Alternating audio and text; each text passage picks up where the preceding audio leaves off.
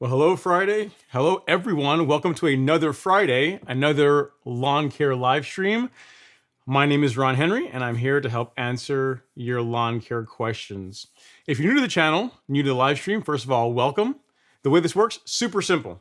You'll see a chat box, drop your questions down in the chat, and I will answer them in the order they come in. Sometimes I have the answers, sometimes I don't. But either way, we have a great time talking about lawn care. We talk about what's going on in everyone's lawns, your goals, your projects, and everything else going on in the lawn, your plans for this year. So the theme for tonight's show, it's a little bit open-ended, but the idea is I want to hear about what your guys' lawn goals are for the summer, for like late spring, summer, because the preparation for that stuff really starts now. But I just want to hear what your plans are for your lawns. I got some cool news to share with you. We've had tons of rain here in Georgia, so I'll show you guys some video of that if you want to see. But first, let's see who is in the live stream tonight. So first of all, we got Warcry. Warcry's returned. Welcome back, sir. It's been a while. It says, it's been a while. Love your videos. Have you come across any military who have a lawn business that travels state to state with an LLC? That's very specific. So you want someone that travels from state to state and has an LLC. Not that I'm aware of. There probably are businesses that will travel, and I'm sure they all have. They have some kind of insurance, or they have an LLC as how they're formed. But I don't know.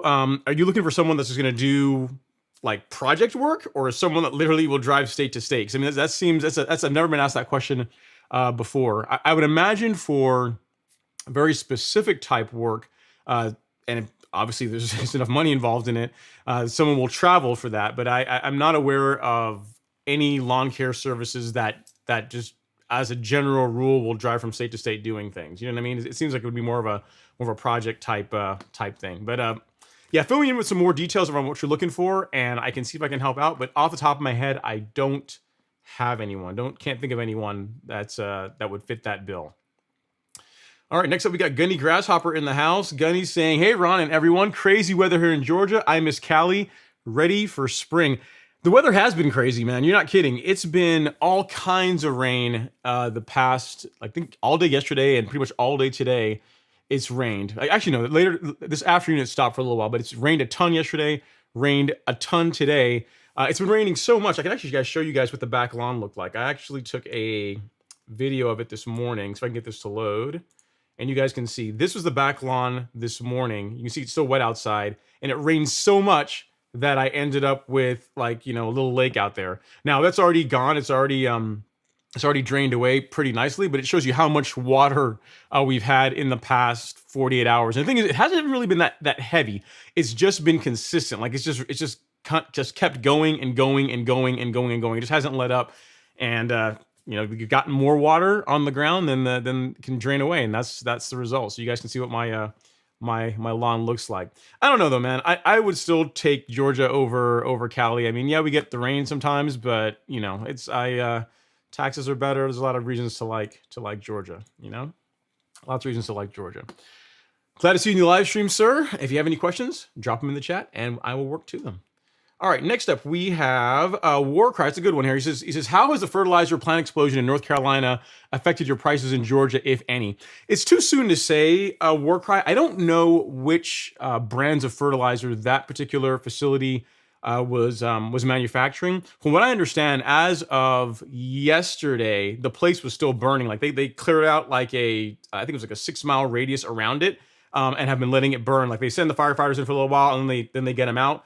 Because fertilizer explosions are nothing to play with. Like I think one of the deadliest explosions was a fertilizer. I think it was like a fertilizer barge that blew up in Texas City, and it killed people miles away. This is a long time ago, Texas City, Texas. But this is. I mean, I don't know. It's probably before I was born, but it was a long time ago. So fertilizer plant fires are nothing to mess with. You know what I mean? So, but to answer your question, it's too soon to say.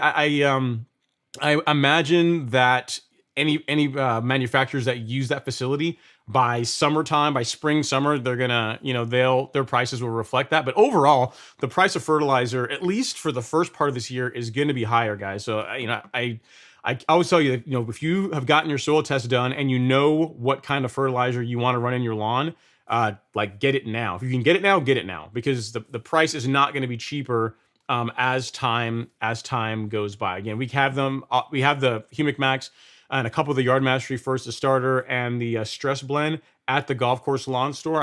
I pinned the link to the top of the chat as well. So if you just want to go check them out, there is that as well too. But yeah, no, it's too soon to say. Too soon to say. I cannot imagine it's going to make prices lower though.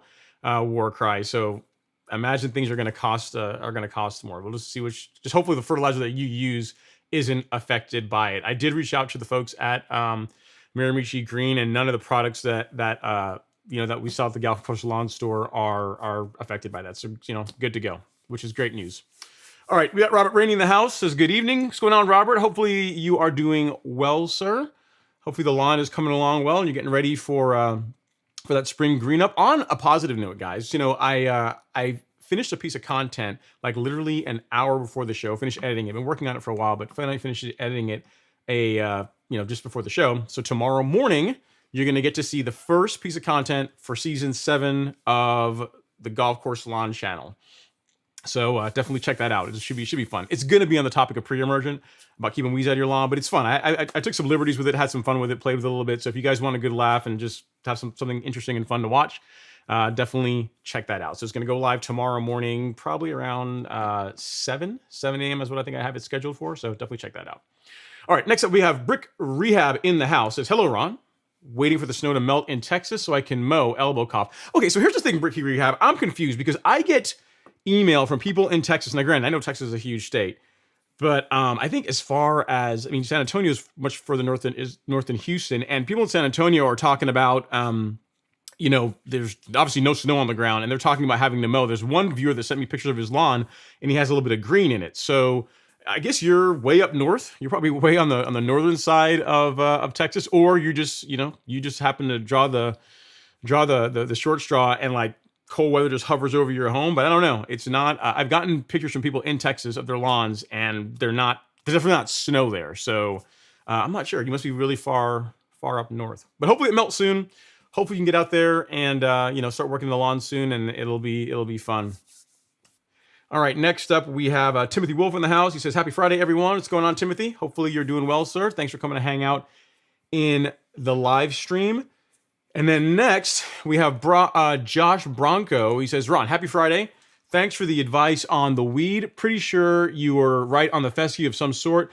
These will soon be eliminated. Yeah, Josh. So it's either like a fescue of, like I was saying, or it's ryegrass, just like a annual ryegrass. It could be that too.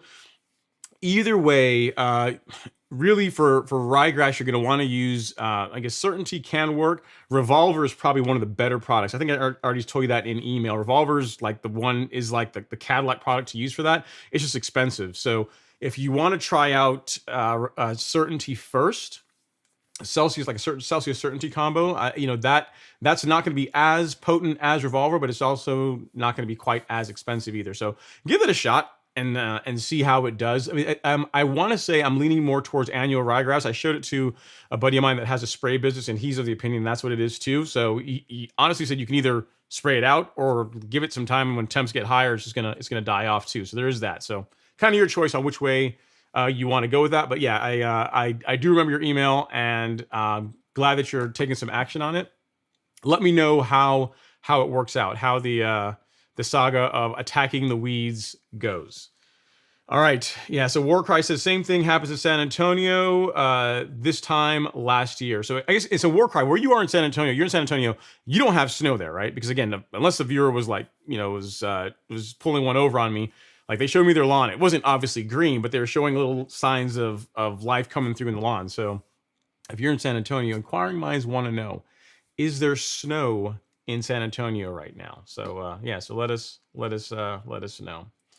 All right, Tim Jackson, man, a lot of Texas tonight, a lot of Lone Star folks, state folks representing tonight. So, Tim Jackson says hello from San Antonio. Hey, the weather here has changed quite a bit since I sent those pics. Ice cover all day yesterday and most of this morning. I think it was you, Tim. That's what I was saying. I said I know I got an email from someone here lately, and San Antonio did not look like it was a popsicle. So I guess you guys just got a cold snap, or more than a cold snap, and got some snow there. So sorry to hear that, but it'll melt here soon enough. We're well into February, So don't think that it's that weather's gonna be around too much longer. Hopefully you guys also enjoyed the live stream last week, and I had a lot of fun with it, where we were talking about ways of keeping weeds out of your lawn. Really, it was like the pre-emergent show. So if you guys haven't gotten your pre-emergent, something you want to get on, remember when it comes to pre-emergent, a little bit early is better than a little bit late. And I don't know that the pre-emergent prices are going to be affected as much as fertilizer prices, but still, if you know what you want to use, pick it up, get set up, and get that down. Alex's lawn is getting coastal tomorrow morning. I'm going to be putting it. Do I have it? Yep, I do. Try and reach for it. I'll be putting this guy down on Alex's lawn tomorrow morning. So that's my plan. It's not supposed to rain, so as long as that holds out, that's what's going on his lawn, and then my lawn's going to be getting dithiopyr. That's something you're rolling with this year in the granular on my lawn. Sorry to hear that you got that cold weather, Snap Tim, but this too shall pass. All right, Warcry says, Ron, I know you use the Toro, but inquiring minds want to know, have you tried the Allet? I have not. I have not tried an Allet as yet. I'm open to trying one. I've tried, let me tell you, here are the reel mowers, or the powered reel mowers that I have used. I have used, of course, the True Cut.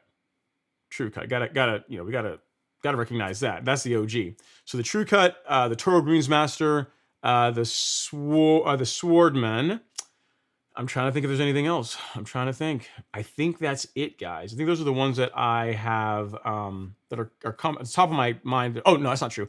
Also the McLean and the California Trimmer, because those are real rollers, and they had those, and they let me try them out. So I've done the Trimmer, the McLean, True Cut, Toro Greensmaster, and the Swordsman. Of that grouping, the Greensmaster is always my favorite, followed by the True Cut.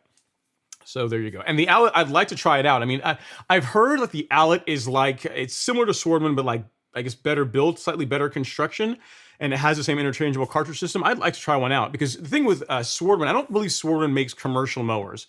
Not that I'm aware of anyway.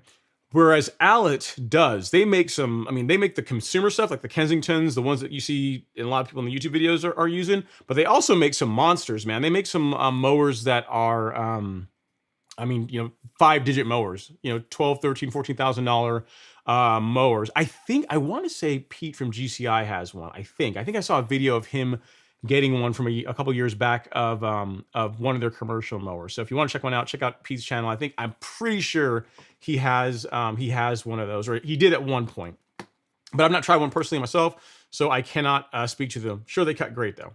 All right, we got our first super chat of the evening, and it's going to be our show sponsor. So thank you so much for that, Mitchell. Appreciate it. Super chat received. He says, "Hey Ron, really excited to follow you through the season. You're an inspiration.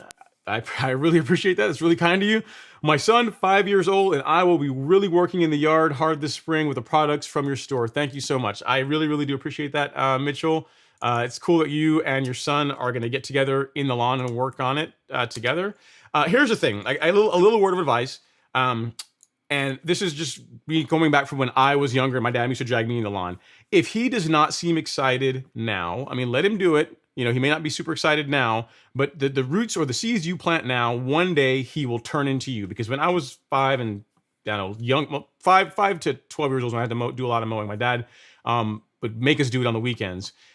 And I didn't really like it. I hated it, really. I only liked mowing lawns in the neighborhood because I got paid for those. Whereas the lawns my dad made me mow were like indentured servitude. It's like, hey, you get to eat, you got clothes, you go mow some grass. So, but now, here we are, fast forward 30 plus years or so. And now I'm like a big grass guy, right? So I'd say, make sure, have fun with him. And if sometimes he doesn't feel like doing it, don't sweat. He'll remember it as he gets later on in life. And you never know, he might turn into you eventually, which is not a bad thing. Not a bad thing. I really appreciate the super chat. Thank you so much. I really appreciate the generosity and the support at the Golf Course Lawn Store. I'm trying to think if there's any new products this week to tell you guys about. There is. There is the new the non-selective herbicide, the spray from Miramichi Green. So really, the idea behind this is that you can try this out if you like it. As soon as they manufacture it, we're going to have the concentrate, because this is $29. It's an organic product, 32 ounces. So not necessarily inexpensive. It's kind of expensive.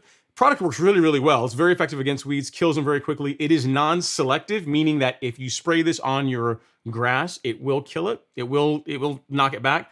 I will tell you that the smell isn't bad. It doesn't, as far as like an organic way to burn down your lawn. Let's say you're going to do like a renovation. This is a great option. I would not use it in this form though. I would wait till we get the concentrate in, which is going to be in 1 gallon and 2.5 gallon quantities. And that's going to be that way you can mix it. You can get much better value out of that route. But if you guys are doing organic gardening, you got like, you want to be able to get down into taking care of weeds in your mulch beds or weeds in sidewalks or spot spraying weeds in your lawn. So the thing is, you don't want to blanket the lawn with this stuff, obviously. But if you have like I hate to say Bermuda, but it's very effective against Bermuda. I actually tried it on my lawn because I've had this for a while. I tried it on my lawn last season, and it does a number on Bermuda. But you don't want to be spraying this directly on grass that you care about. So keep it limit it to the weeds that you want to kill because it is non-selective. Very effective, but it's non-selective. So something to keep in mind. Again, thank you so much for the super chat, Mitchell. I really do appreciate it. All right. Let's see what else we got here. Let me get through some few more super chats so I don't have to go down and get lost and get in trouble with you guys. All right. Thank you so much, Mitchell. We got a super chat. Good heavens to Murgatroids. LG with the bomb. Super chat received. Says LG, hey Ron, sorry I've missed the last few weeks due to family medical emergencies. Dude, I'm sorry about that, man. I am sorry to hear that. You gotta let me know what's you gotta shoot me an email or text or something. Let me know what's going on. I did not realize that. So I'd like to sponsor this next moment for the family. Most definitely, dude. Yeah, hopefully, again, I don't know the details, but hopefully whatever's going on, it's getting better. And they pull through or recover from whatever it is that you're dealing with. Sorry to hear that. I appreciate the super generous super chat. And again, anything I can do, I can help out with. Let me know. You got my email. You got ways to contact me. You can stalk me. Ways to get a hold of me. Let me know, and I'll do all that I can, man. But glad to see you back. Glad to see you in the live stream tonight. Hopefully you and JG are doing all right. And again, let me know if I can help out with anything. Okay, next up, we got Adrian Frazier. Adrian, what's going on, man? Welcome to the live stream. I appreciate you so much. Thanks for joining. And next, we have Brick Rehab in Dallas, Fort Worth. Brick, so in Dallas, is it you got snow in Dallas too, like the guys in San Antonio are reporting? Because it sounds like Texas is getting what Georgia had 3 weeks ago. When we get snow? Was it 3 weeks ago, something like that? So you guys are getting your turn at it. Getting your turn. All right, next up, we got Mr. Frank V in the house. He says, hello, Mr. Ron Henry. Mr. Henry is my dad. My name's Ron. Just call me Ron. But I appreciate it, sir. Hopefully you're doing well. And then Lois H is in the house. Hey, Lois. Hopefully you're doing all right. Thanks for coming to hang out. Happy Friday. Happy Friday to you. And I know Lois has got Bermuda, and a few of us, Bermuda has, especially the ones in Georgia. Guys, can you feel it? I think the groundhog came out and they said it's going to be more. 6 more weeks of winter, but I don't subscribe to whatever the groundhog says. I have this feeling, and of course this is going to be on YouTube, and you guys can be able to say, hey, you were wrong on this. But I have this feeling that spring's going to be here sooner than we know it, guys. I just think it's going to happen. I think that cold snap we went through in Georgia, that's it, and we're going to have some bumps in the road along the way, but overall we're going to be on that warming trend. You heard it here first. If it snows again, you can tell me I'm a horrible weatherman. I can take it. Okay, and then Warcry says, I'm saying for a military member who has a lawn care LLC as a side job. No, not if I know anyone that does. Okay, that does that. No, but I can't see why you wouldn't. I mean, if you're not deployed, obviously you can't do it if you're deployed. It's obvious, right, Ron? But if you have, if you got the time, yeah, I wouldn't say I don't know anyone that does that. But as if you're saying for yourself and you're considering taking up a lawn care business as a side job and you like mowing lawns and helping people out with it, then yeah, go for it. You know what I mean? I think that's what you're asking me, but yeah, I'm all about side hustles, definitely, especially for something you have to enjoy doing it. But here's the thing I'll tell you, once you start doing something you enjoy for work, especially depending on the kind of customers you have or depending on the situations you have to deal with, you end up also having to do things that you don't necessarily like doing too. So there's something to keep in mind. So don't always necessarily try and make your passion your business, because there's the business stuff that comes along with your passion that you may or may not like. So just something to keep in mind. All right, Kevin D says, I would try Blades of Grass for that question. He's an Army SMG for some guys. Okay, yeah, so yeah, Blades of Grass, he's got a really, really cool channel. Here's the thing with him. I would have never thought, and I'm not sure if he's watching, but doesn't matter. His channel is awesome, and I would have never thought that I would sit down and watch like a 30-minute video of someone just mowing grass. Like I said, this. I mean, I looked at his channel. I was like, man, his channel's really huge. He's got a lot of viewership. So then I got to the channel. Literally, he takes his mower out. He talks maybe for a little bit, and then gets his mower out. And he starts cutting grass, and he's just mowing and mowing and mowing. I'm like, and it's for some reason it's mesmerizing. I couldn't like stop watching, but I'm like, this is craziness. Like I have grass to mow. Why am I sitting here watching this person mow their lawn? But I think I know what it is. Like a lot of lawn care people, like a lot of the people in this live stream won't necessarily watch that kind of content. But think about it: people that don't like to mow their lawns, but want to have a sense of accomplishment or like the satisfaction of seeing a lawn mowed, they will watch that kind of content, like him and also like Lawn Juggernaut. Like they are huge channels, and all it is like cutting and cleaning up really, really like really messy lawns, and it's a really interesting that people are going that's the thing. So, but yeah, check out Blades of Grass. He's an awesome channel. He always has he's like camo in his lawn care gear that he wears. So it's really, really good. I would check out his content. Got a super chat here from Mr. Merrill. Why am I doing this wrong? We have actually, let me fix this. I didn't fix the super chat the sponsor to LG. Sorry about that. Fixed, done. Appreciate you. And then we have another super chat down here let me get down here to Merrill Williams. Merrill, what's going on, man? Thank you so much. I really appreciate the super chat.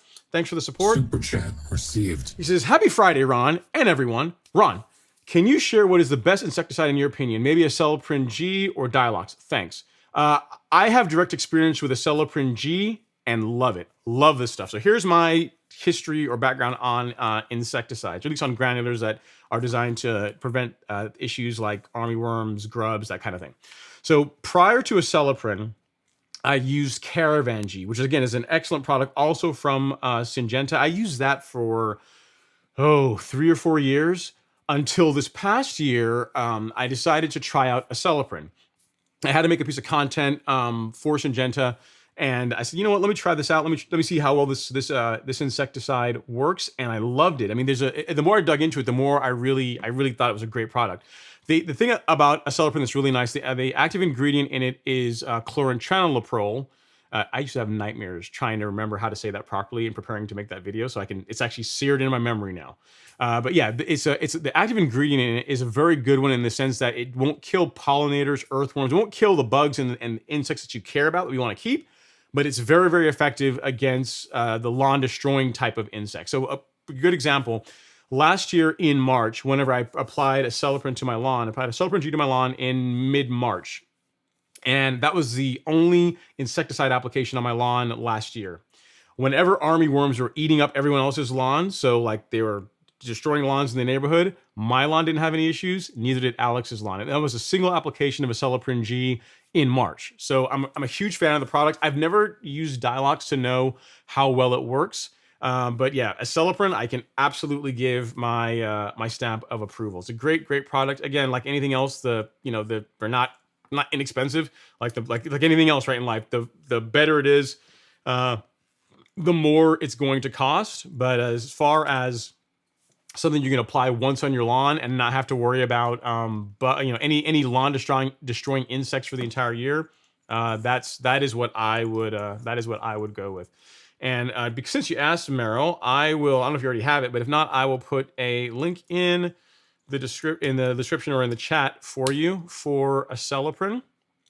So if you feel like supporting the channel, if you're going to buy some anyway, you can do this. You can get it through my link. See at Merrill, and there you go. But yes, Acelepryn G. Definitely endorse and have only good things to say about the product. Again, Caravan G was great too, but the more I dug into Acelepryn, the more I liked it because of the other ancillary benefits of it compared to other insecticides. So hopefully that helps. Again, thank you so much for the super chat. I really do appreciate it. And again, as far as the email you sent me about that one product you're interested in, I was talking to the manufacturer, and if you reach out to me in email. If you're interested, I can talk to them about ways of getting it in bulk, and we can figure something out. So yeah, I saw your name, and I've been had in my mind to talk to you about it or send you an email about it. But now that I saw it, now I reminded and I told you. So if you're interested in finding out a bit more, shoot me an email now or at the end of the show or whenever you want, and we can go from there. But yeah, thanks again for the super chat. And Acelepryn G is what I would go with because that's what I have direct experience with. All right, next up we have Brick Rehab saying, I see a low spot. Where do you see a low spot? Are you talking about in my lawn, like in the opening video? Man, there's no low spot in my lawn, man. Quit messing around with me. You know how much work you can get me out there top dressing again? I'm not doing the back lawn this year. You guys are not going to make me do it. It's not going to happen. The front lawn, I'll commit to that. I will do the front lawn, but the back lawn, I can't do it, guys. It's too much. It's backbreaking. I mean, even Alex almost got this close to deserting me, us breaking up, friendship going away, not talk to me anymore. I'm not getting invited to barbecues, anything like that. So I got to space it out. Maybe not this season, maybe next year. We'll see. But then, unless he does his lawn, and then maybe I'll change my mind. But I highly, highly doubt the back lawn's getting it. But there are no low spots. Quit messing with me. All right, next up we got Pirate 2031. He says, how long does it take you to spray your lawn, Ron? I sprayed twice this week. It is quite a job. I have 12,000 square feet. Okay, so for my lawn, it takes 3 backpack sprayers thereabouts. I had 12,000 square feet. Some of it got fenced off because of the new neighbor, and then also the pool that was put in by the neighbor that way. So I'm like at 11,000 square feet thereabout-ish now. But either way, it takes me 3 backpack sprayers to do the entire lawn, and it's about 45 minutes. It's just, the reason being is that whenever I do spray the lawn, like if I'm doing, let's say my PGR app, the once a month PGR app, that's going to be PGR, Turfplex, the Miramichi Green Carbon Kit, so NutriKelp, Release Zero, and the Biospectrum. And then every now and then I'll also add a little Nutrizolve kicker to that, like a light application of that. So just mixing all those and adding that to the tank and just mixing it, like that takes a bit of time, right? But typically I can get it all done in about 45 minutes without issues. So yeah, it shouldn't. I mean, it takes me about as long to spray as it does to mow.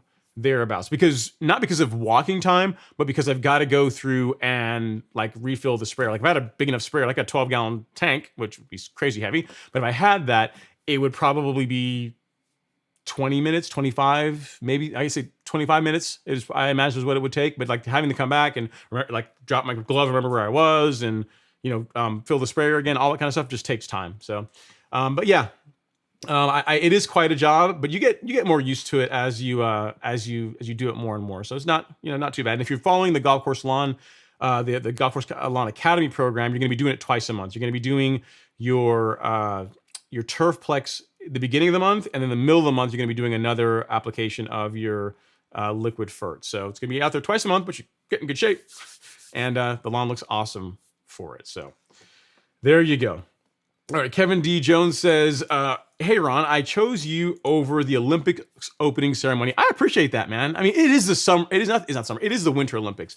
But yeah, I appreciate that, man. I appreciate that, you so choose to hang out here. And of course, you can always watch the opening ceremony again later. I mean, it's like, it'll be recorded. You can watch it again. But now if you had a question you want to ask, you can't ask the question later. So it's better for you to come and hang out in here. And now look at that. Your name is going to live on forever as long as YouTube is a thing on a Friday night, tonight, whatever today is, to February 4th, that you're here, right? You're not going to be able to say that about the Olympic ceremony. So I think you made the better choice, sir.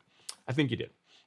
All right. Next up, Robert Rainey says 4 inches of rain in 48 hours here. Wow. That's a lot.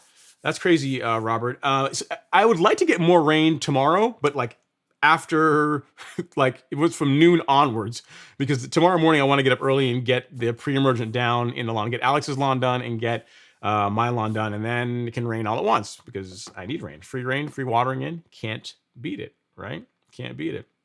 All right, Josh is up. It sounds like we may have a new mower in the house, guys. He says, even though I have a Greensmaster 1600, I picked up a McLean for cheap to scalp. That's not a bad reason to have one. I got it. I hear you. He says, put a Harbor Freight Predator 6.5 horsepower on it since it had a bad motor. Ready to finally get my first scalp in on my Tiff Tuff. 6.5 horsepower. Man, you got a beast there, Josh. You got a beast there. So, yeah, I dig it. Having the McLean for that purpose is a great reason to get one. So yeah, man, congrats on the mower. Got to clap it up. Got to give you some applause for that, and I really do appreciate it.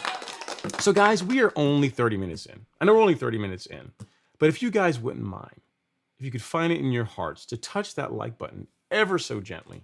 It's not going to cost you guys anything. It's a great way to support the channel. Gives me a chance to have some of my lemonade. And then LG gets to hear his music while I top off my lemonade. So if you guys wouldn't mind touching that like button for me, I'd really, really appreciate it.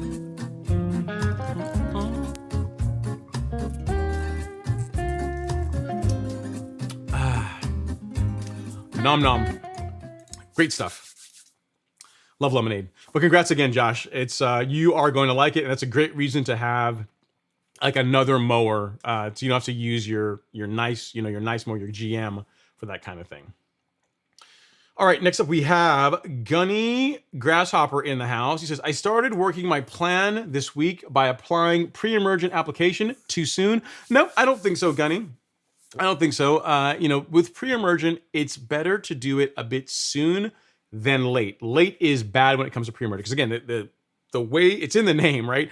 But the way pre-emergent works is you want to get it down, you want to get it applied, get it watered in, get that vapor barrier working to prevent the weeds that try to come to life, try to germinate, for them to be killed off by it as soon as they begin to germinate. If you wait until a couple of weeks after the weeds have already had a head start, it's not going to be as effective. So a bit early is always better than late. So I would not say that at all. Last year we did Alex's lawn this time of year. There's already been some spray trucks in the neighborhood. I saw one yesterday doing prodiamine on the neighbor across the street from me's lawn. So even the pros are getting it out this time of year. So there you go. So yeah, I wholeheartedly endorse getting it done a bit earlier than later. I'm doing mine tomorrow and Alex's lawn tomorrow as well, assuming weather holds out. So yes, good job on getting your pre-emergent down. Your weed-free lawn in the spring and summer, well, thank you for it.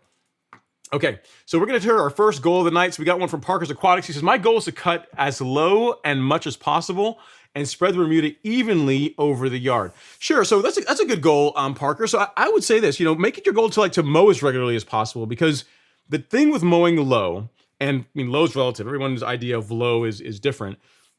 But the lower you mow, the lower you have your grass, the more often you have to go. The lower you go, the more frequently you have to mow. That's the thing you have to realize. So if you keep your lawn at an inch, you're probably going to be on that twice a week life. You can probably get away with twice a week.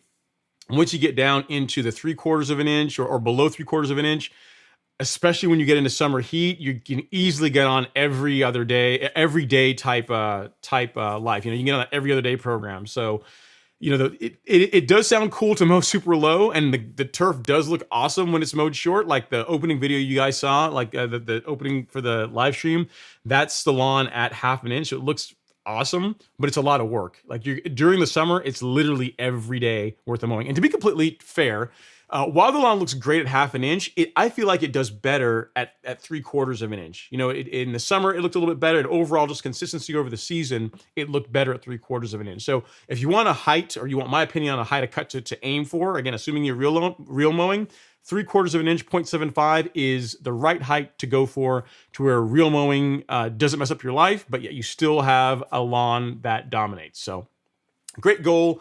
Let me know how it works out for you. And I appreciate you chiming in and letting us know what your plans are. All right, Jeff Allard is in the house. He says, soil test sent, guessing 3.75 pH red clay. Good grief, that would be incredibly acidic. I don't think I've ever seen one that low, Jeff. You might come back with that. That's crazy acidic. I've seen some in the low 5s. I may have even gotten a high 4, but I've not seen anything in the 3s. No soil tests that way have come across my email as yet. So wow. Let's hope not. Let's hope that's not the case, Jeff, because that would be you need a biblical amount of lime to try and correct that. That's going to be a project. That's going to be a multi-year project to get to bring that pH into a better spot. So fingers crossed for you that it doesn't come back at 3.75. You say you're guessing, so I'm assuming that you haven't. That's not what it actually says. You're just thinking that's what it is. But I'm hoping you're going to be wrong on that. Hoping it's going to be a lot higher. Worst case, let's say 5s. Let's just go for that. Right? 5s is reasonable. All right, next up we got Daniel B in the house. Just happy Friday, everyone. What's going on, Daniel? Hopefully you are doing well. Hopefully you're doing well. Thanks for coming to hang out in the live stream and hang out with us lawn crazies. Always a great time. And then Parker's Aquatics is back with another comment / question. He says, hey, I'm in Marshallville, Georgia. It's further south than you, and I was planning on doing pre-emergent this weekend. Great idea. The weather got pretty warm the past few days. Did I wait too long? No, you didn't wait too long. The big thing is, if you want to know the most correct way, if you're trying to be super, super pedantic, you're trying to be really, really particular about when to do pre-emergent or when you need to have pre-emergent down before soil temps cross mid-50s consistently, that's when you need to have pre-emergent down in your lawn. So the best way, if you're trying to be really picky about it, is you can get one of these soil thermometers, which is basically a meat thermometer that just says digital soil thermometer on it. You can walk out in your lawn, you can test with one of these, or you can get on the internets and find out what the average soil temps are in your area.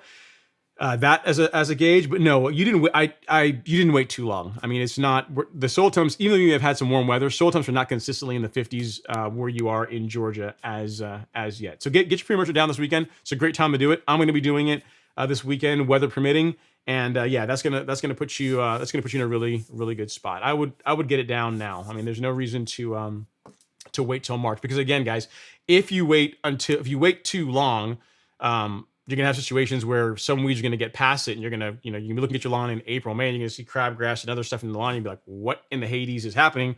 I put down pre-emergent. I'm not supposed to have weeds, and because you waited too long. So that's why anytime you see, all these, you see the ads or people talking about doing weeds, doing pre-emergent, mid, late March or things along those lines.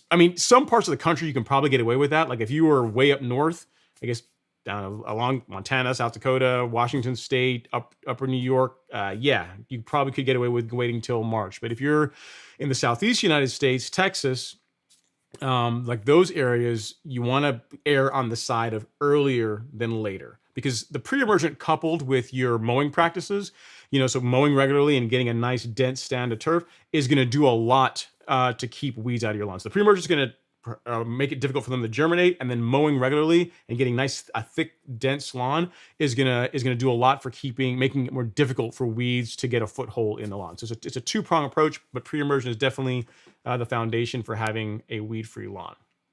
Sounds good. You do not wait too long. Get it done this weekend, and you'll be good to go. All right, next up we have Jerome Houston in the house. He says, hey, how are you? I'm doing well. Can't complain, Jerome. Thanks you for asking. Looks like what you got there? You got a bike? A Honda, maybe? I'm not sure. Honda or Kawasaki. It says, I live in mid-Ohio, and I was wondering why I have so many different types of grass growing, and how do I get my lawn to one species? Thank you very much. So here's the thing. A lot of the lawns in up north, like whenever you look at those, like when they're put in or when people seed their lawns, it's rare that a lot of lawns are purely ryegrass or purely KBG. A lot of times it's a blend. So you may have, it sounds like that's what's going on with your lawn. As far as to get one species, there's not an easy way to do that without taking a step backwards for a while, taking a step backwards before you can pull something like that off. So if you're trying to get, like, say, your entire lawn to be all one cultivar of, say, Kentucky bluegrass, because that's what you want, that's what you love, that's what you want to have in your lawn, right? You're looking at more than likely killing off your existing lawn. So using something like the non-selective Miramichi green or whatever else you want to use, something that's non-selective, just to burn everything down, cleaning up the lawn, getting a lot of that out, and then seeding or sodding with whatever grass type you decide you want to go with, right? So that's the thing for you to consider. There's not an easy way to pull something like that off. There just isn't an easy way to do that, unfortunately. Here's the thing, though. If you, Jerome, question I have for you, and if you're still in the chat, answer this. How often are you mowing? Because even though you may have like a blend in your lawn, if you mow regularly, if you're out there mowing a couple times a week, even a lawn that's a let's call it a mutt lawn, can look really, really good. It's usually whenever you let the lawn get tall, or you're mowing it once every couple of weeks, is when you really start seeing the differences between the grass types really just stand out. So if you're mowing fairly regularly, it still should look pretty decent. So that'd be an interesting question. If you can answer that, if you're still around, drop us in the chat and let us know. Just interesting finding out like how often you're out there doing battle with the lawn. And Jeff said, "Oh yeah, forgot to mention one thing. You're in Cola, South Carolina. Yeah. So Jeff, again, I'd be interested if you get a soil test result back that has your pH at 3.75. I would really like to see that. If you get that back, send me an email with it here, Ron at golfcourselawn.com. Send it right here, and I'd like to take a look at that. That'd be interesting. Interesting to see. It'd be interesting to see that. So yeah." All right, Meryl just became a member. Thank you, Meryl. I appreciate that. Thank you so much. Appreciate the support for a member of the channel. So for those of you guys that don't know, probably been a little over a month now, a couple months ago, I launched channel membership. So if you are interested in becoming a channel member as a way to support the channel on a continuous basis, you can start out. I think level 1 is like $5 a month, and then you can move up to whatever you feel like. What do you get for that? Well, right now, what it's limited to is I do community posts that only go to the members. Like I'll take as the season gets going.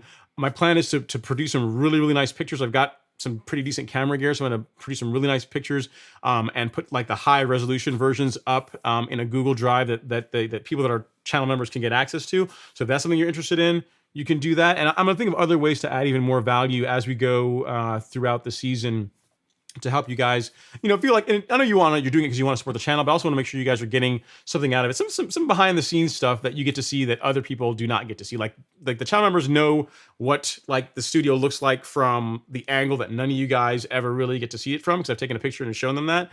So yeah, I'll think of some other interesting things that you guys may want. Give me some ideas, Meryl, and any of the other channel members. Send me an email or drop me a message. Respond to one of the member only community posts with things that you guys want to see, and I will do my best to try and make it happen. I appreciate it though, sir. Thank you so much for joining. All right. This is a funny question. One's says, "How do I find a sugar mama?" Why you want a sugar mama, man? I don't know where to find one. I don't know.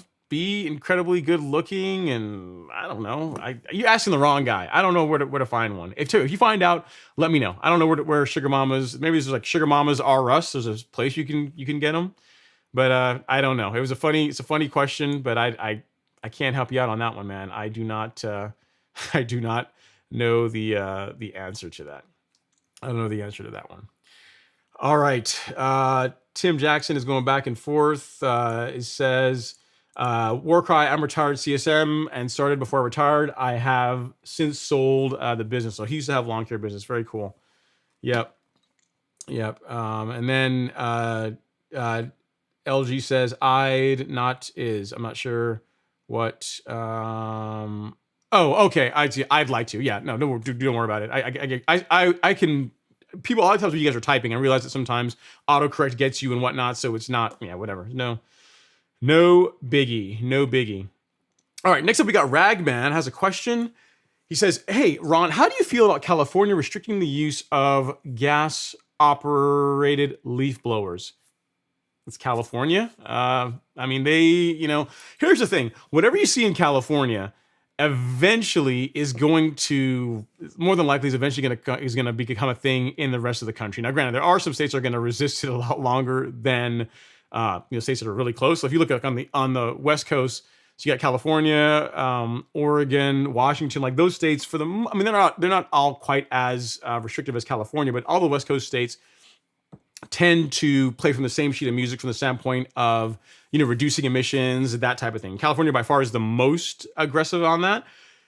But it's going to be a thing eventually, guys. Like I'm telling you, like as much as I love my green smashers, as much as I love my mowers and my gas powered equipment, it's just a matter of time before you see that electrics are probably going to be the thing. I mean, I don't think personally that they're there yet to where you get the runtime and the quality of cut and just can get like the really high end, really good electrical equipment that's not from like Toro or John Deere. In other words, electrical equipment that doesn't cost like high 4 figures, low 5 figures to be able to pick up from a standpoint of a real mower. I know you can get like electrical rotary mowers, but from like real mowers and getting like a really good high quality piece of equipment, you got to spend quite a bit for that.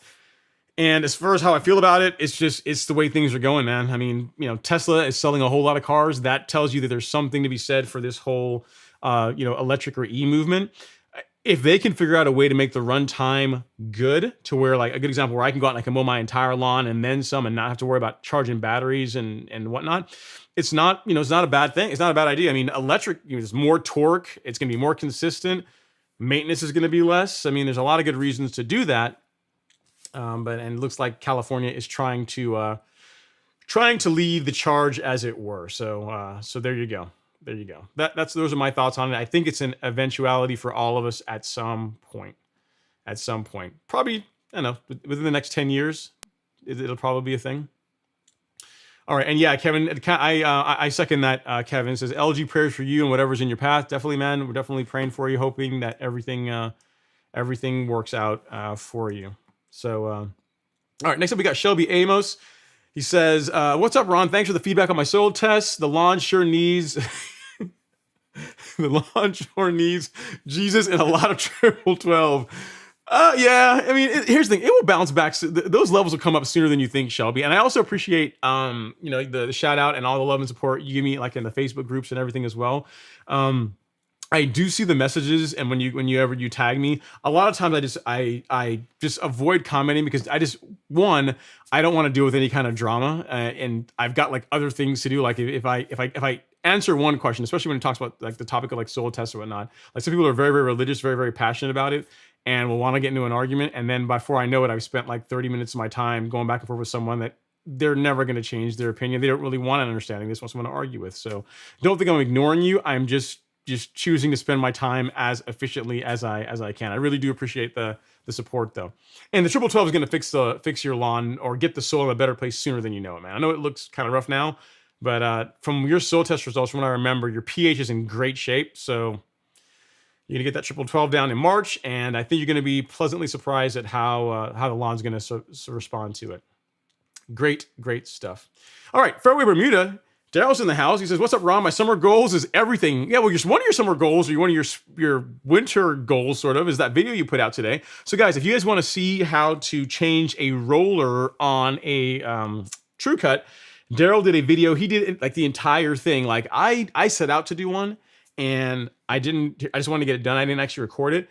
Daryl did the entire thing and showed all of it. I think it's like a 38-minute video, something like that. So it's a longer video, but he shows the entire process, shows you the issues he ran into, the entire things. If you have a True Cut and you want to see what's involved in putting a roller on it, check out Fairway Bermuda Lawn's video. I think the video went live today, didn't it? I think so, Daryl. It was either today or yesterday, but I watched it today. Really good video. It was fun to watch. It's fun listening to you argue and fight with that wrench and trying to get everything the way, get everything to line up properly. But yeah, if you guys have a True Cut and you get a front roller, a grooved roller from Real Rollers, and you want to see what goes into putting one on, check out Fairway Bermuda's channel. He has got you covered. He's done what many of us have set out to do, but none other than him have accomplished to this point. So there you go. All right, Brick Rehab's in the house. He says, "Yes, I like 3 to 4 inches, but today has melted the majority of it." So wow, you guys, that's crazy that you guys are getting that much snow. I mean, you should be, right? It's still wintertime. But yeah, there's so many people in Texas that were reaching out to me and talking about, "Hey man, my lawn's awesome. You know your snow. Look at us." And now look. See, you guys got it. That's why don't be making fun. Don't be pointing fingers at folks and poking fun, because the cold weather, Mother Nature might come your way and turn your lawn into a popsicle like what you guys are going through. All right, yeah, LG. He says, "Thank you," and at Kevin and the rest of my lawn care family. Yeah, man, really, we're pulling for you. Whatever's going on, we are definitely pulling for you. All right, we got Miranda Wilson Miranda in the house saying, "Hello, lawn people." Hello, Wilson. Thanks for coming to hang out. And then he has a question or comment. Says, "Hey, leveling rake arrived today. Couldn't hold myself. LOL, I gave it a try. Soil from backyard, not dry. Nicely spread it with shovel. Easier than I thought, but I'm concerned about killing the ryegrass." You shouldn't. I mean, here's the thing, Wilson. When it comes to top dressing, I mean, don't do it now. I know you got your new toy. You had to get out there and play with it a little bit. I get it. But really the time to top dress your lawn is when the grass is actively growing. So springtime or the fall. Most of the cool season guys do their lawns in the fall. It seems like that's more of the time for top dressing type work. But wait till the grass is actively growing. Tips for not killing your grass, because ryegrass is not Bermuda, is go light. Light is the key word. Like, a quarter of an inch to half an inch, that's all you need. You do not want to bury the grass in sand. I mean, there's people that you see that do that. A lot of them have Bermuda lawns, and you can do that with Bermuda. I mean, Bermuda is incredibly hard to kill. Even when you want to kill Bermuda, you can't kill it. So could I go out there and put 3/4 of an inch of sand on my lawn and have it bounce back from it? Sure, it would absolutely recover. I have no doubt that it would not die from it. Here's the problem with doing that. Thing one is it's going to take recovery's going to take a lot longer. So that's thing one, is that you're adding a lot of time, weeks, to the recovery of your lawn by beaching the entire lawn. Thing two, and really the more important one, is if you get any amount of rain, like if you look at the kind of rain that I got over the last couple of days, the kind of rain that will do that, if you get rain like that on a lawn that's heavily top dressed, where you've got, it's literally you're burying the grass, you're going to get some movement. You're going to end up with the sand being moved into spots, and it's going to create just a huge mess. And you have to get out there with a leveling rake once it stops, and fix a bunch of problems. So big thing is go light. Like multiple light top dressings are better than one super heavy one, because if you get any kind of rain, it tends to create a mess in your lawn. So that's another reason why I'm not a fan of that. And with ryegrass, you can actually kill it. You can actually damage it. So for those reasons, go light.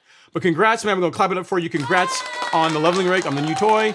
And I'm glad you got to break it in. But wait till springtime before you go hog wild on top dressing. All right, we got the Grand Nagus in the house. What's going on? Hey, y'all. Hopefully you're doing well, Grand Nagus. I think I already answered your question on lawn care equipment in California, Ragman. But yeah, I've already given my thoughts on that.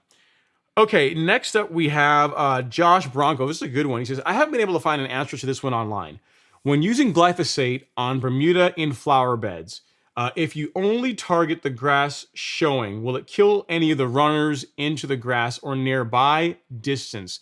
That's a great question, Josh. Every time I've used glyphosate in beds or in my mulch beds or in sidewalks, I've sprayed everything that I can see. So as far as it, if you're asking if it's going to kill like the rhizomes or kill what's below the surface, I don't believe so. I don't believe that's gonna happen. But as far as like killing what's above ground, which you can actually see, it's gonna be very effective against that. So I guess if you're asking me, if you spray glyphosate on one area, is it gonna run and kill other spots of the Bermuda? I've never actually not sprayed all of it to be able to find out. That'd be an interesting test. It'd be an interesting test to just spray part of it. I mean, if you are going to only spray one section, like spray the crown, spray like the bulb, like where the grass, where the Bermuda's coming out of. But really, your best results are going to be by getting it on all the grass that you want to kill, everything you want to get rid of. Because Bermuda, again, is very tenacious. More than likely, it's going to take more than one application of glyphosate to really get rid of it. So yeah, I would not. I'd be careful to keep it off of the flowers and shrubs and things you want to keep. But I would not only spray small portions of the Bermuda and thinking that it's gonna move around. It's gonna translocate throughout the plant and kill all of it. I've never actually tested that, but I don't think it would work well. Don't think it would work well. It's a good one though. It's a good question. I mean, I can see why you haven't had you're not seeing a lot of responses online for that one, because I've never been asked that one. Never been asked that one before. Try it out and let me know. But I've never actually just sprayed glyphosate or Roundup on just a small part of Bermuda when I wanted to kill a bigger patch of it. I got the entire thing. So hopefully that helps. One thing I'll tell you, I'm not sure if it's growing in the bed itself, like it's growing, like it's originating from the bed, or if it's going from the lawn into the beds. Something you might consider in addition to this, so you keep chasing your tail and keep fighting with this on and on and on, is if you can put some kind of a physical barrier. So I don't know if you have like pavers between your lawn and the flower bed. If you can get there's like these, this is metal. I wish I could. This is metal. It's like thin like this, and you can get it 4 inches and 6 inches and 8 inches. So it's almost like you think of it like almost like a metal wall, but it's bendable. If you can put something like that in between the lawn and your beds, that will help prevent the Bermuda that's in your lawn from getting into the beds. Or you can also get some thicker pavers. That is also something you can do as well too. But just having something that just lays on top and just separates the lawn and the mulch beds is not going to do a whole lot. The Bermuda will literally go right under it and get into the bed. So in addition to using glyphosate, it is going to knock it back. But unless you put something in place to prevent the grass from your lawn from having an easy access from getting into the beds, you're gonna be chasing your tail. You can keep fighting this over and over. So consider doing that. It's a lot more work, I know, but it's I think that's gonna give you a better result over time than constantly slamming the lawn with glyphosate. So or your beds with glyphosate. So something to just keep in mind. All right. Next up, we have Dwayne Hopkins in the house. Dwayne says, "Hello, Ron. Happy Friday. Happy Friday, Dwayne. Hope you're doing well."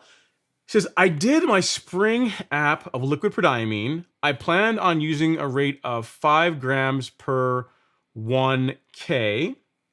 Didn't go as planned. I ended up spraying, it did not go as planned, and I ended up spraying, probably did 5 grams per 1,000 square feet, per 600 square feet. Am I okay?"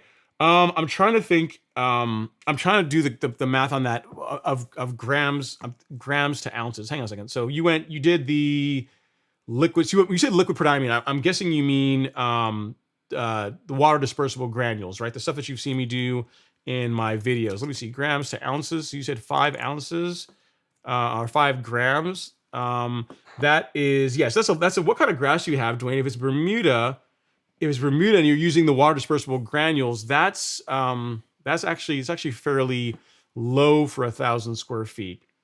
If you have cool season grass, that might be the rate for that. But for Bermuda, again, I'm not sure what you're doing. You might be doing split apps, and that's why you went lower.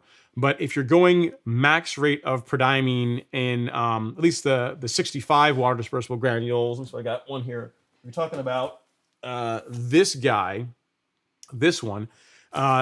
Max rate for the year with this is 0.3 ounces per 1,000 square feet. And that's your annual allowance. So the way I remember it is that just to make the math easy, I round that down to 0.80 ounces. So I think it's 3.2 ounces for a 4-gallon backpack sprayer. So 4 gallons covers 4,000 square feet.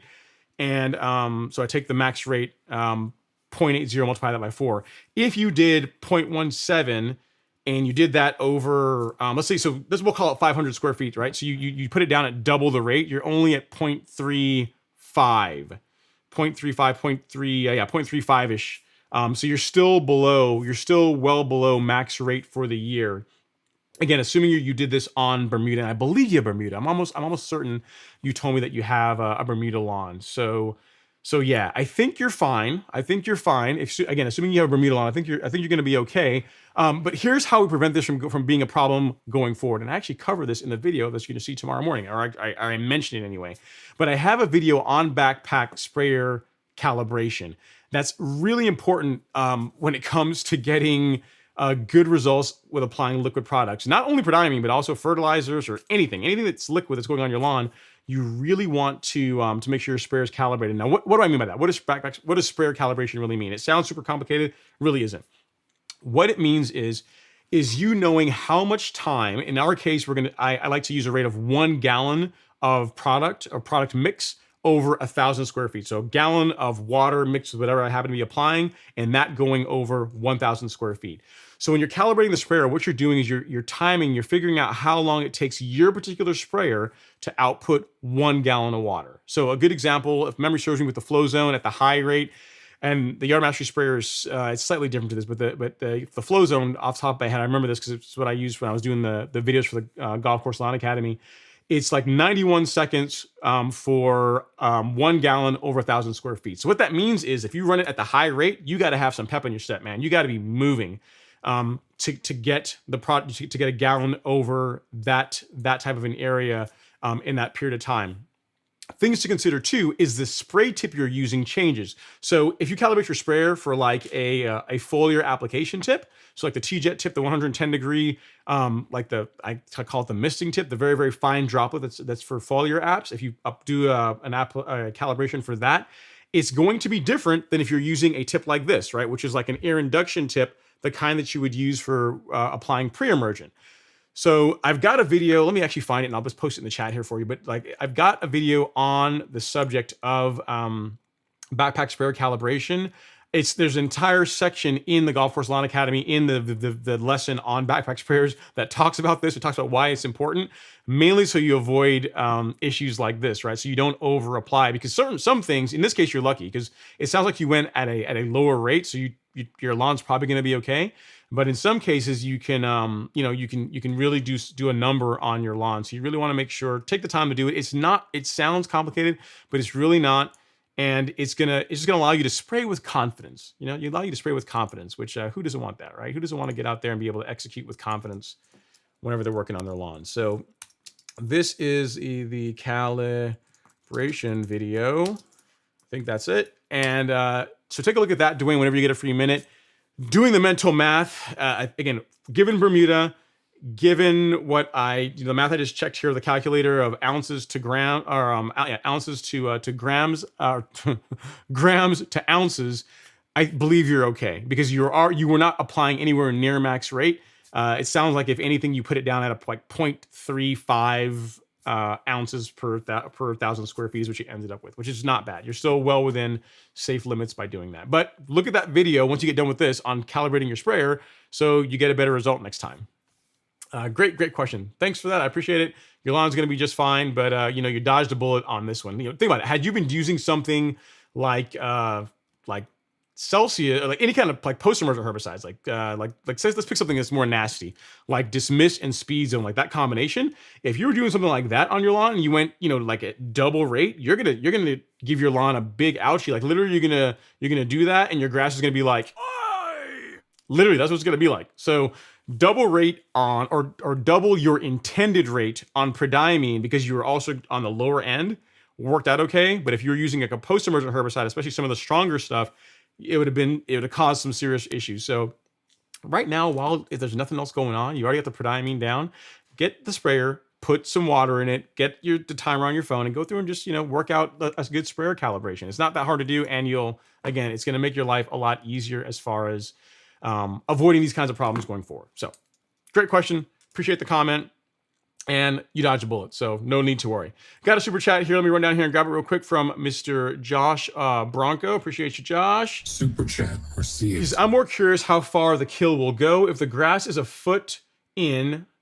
It's a foot in on the live edge bed. Would it kill any runners going into the lawn part? The kill distance underground is the unknown. I don't know the answer to that one, Josh. Whenever I'm trying to get rid of Bermuda that's getting into the mulch beds, I spray only what I intend to kill. And what I do is I take a piece of cardboard. Like if I have runners or anything that's near the lawn, I'll take a piece of cardboard and use that as like a barrier as I'm spraying it to keep it where it needs to be. Same thing with like this stuff. If you're using like the Miramichi Green, the organic weed and grass control, this stuff will absolutely smoke Bermuda. It will. I mean, very quickly, Bermuda is gonna look like a bleach blonde. It's gonna turn yellow.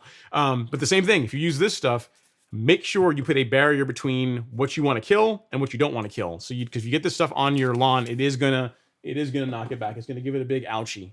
So, but yeah, I don't know the answer to that because I've not, as far as killing, I know this will not kill underground. This is a contact herbicide, so it's going to kill what it touches. It does not translocate through the plant. It doesn't translocate to where it's going to run and transfer and kill.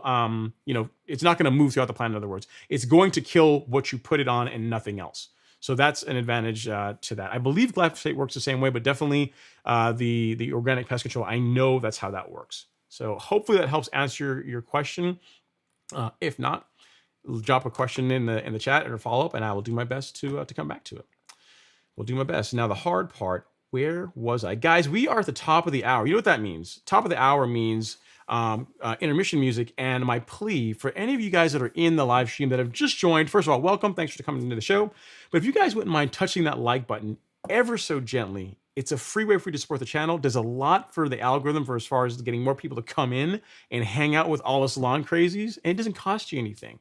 Think about that. It doesn't cost you anything. It's a great way to support the channel, and it costs you nothing. So if you guys wouldn't mind doing that while I also take a sip of my lemonade, I would really, really, really appreciate it. Just touch that like button.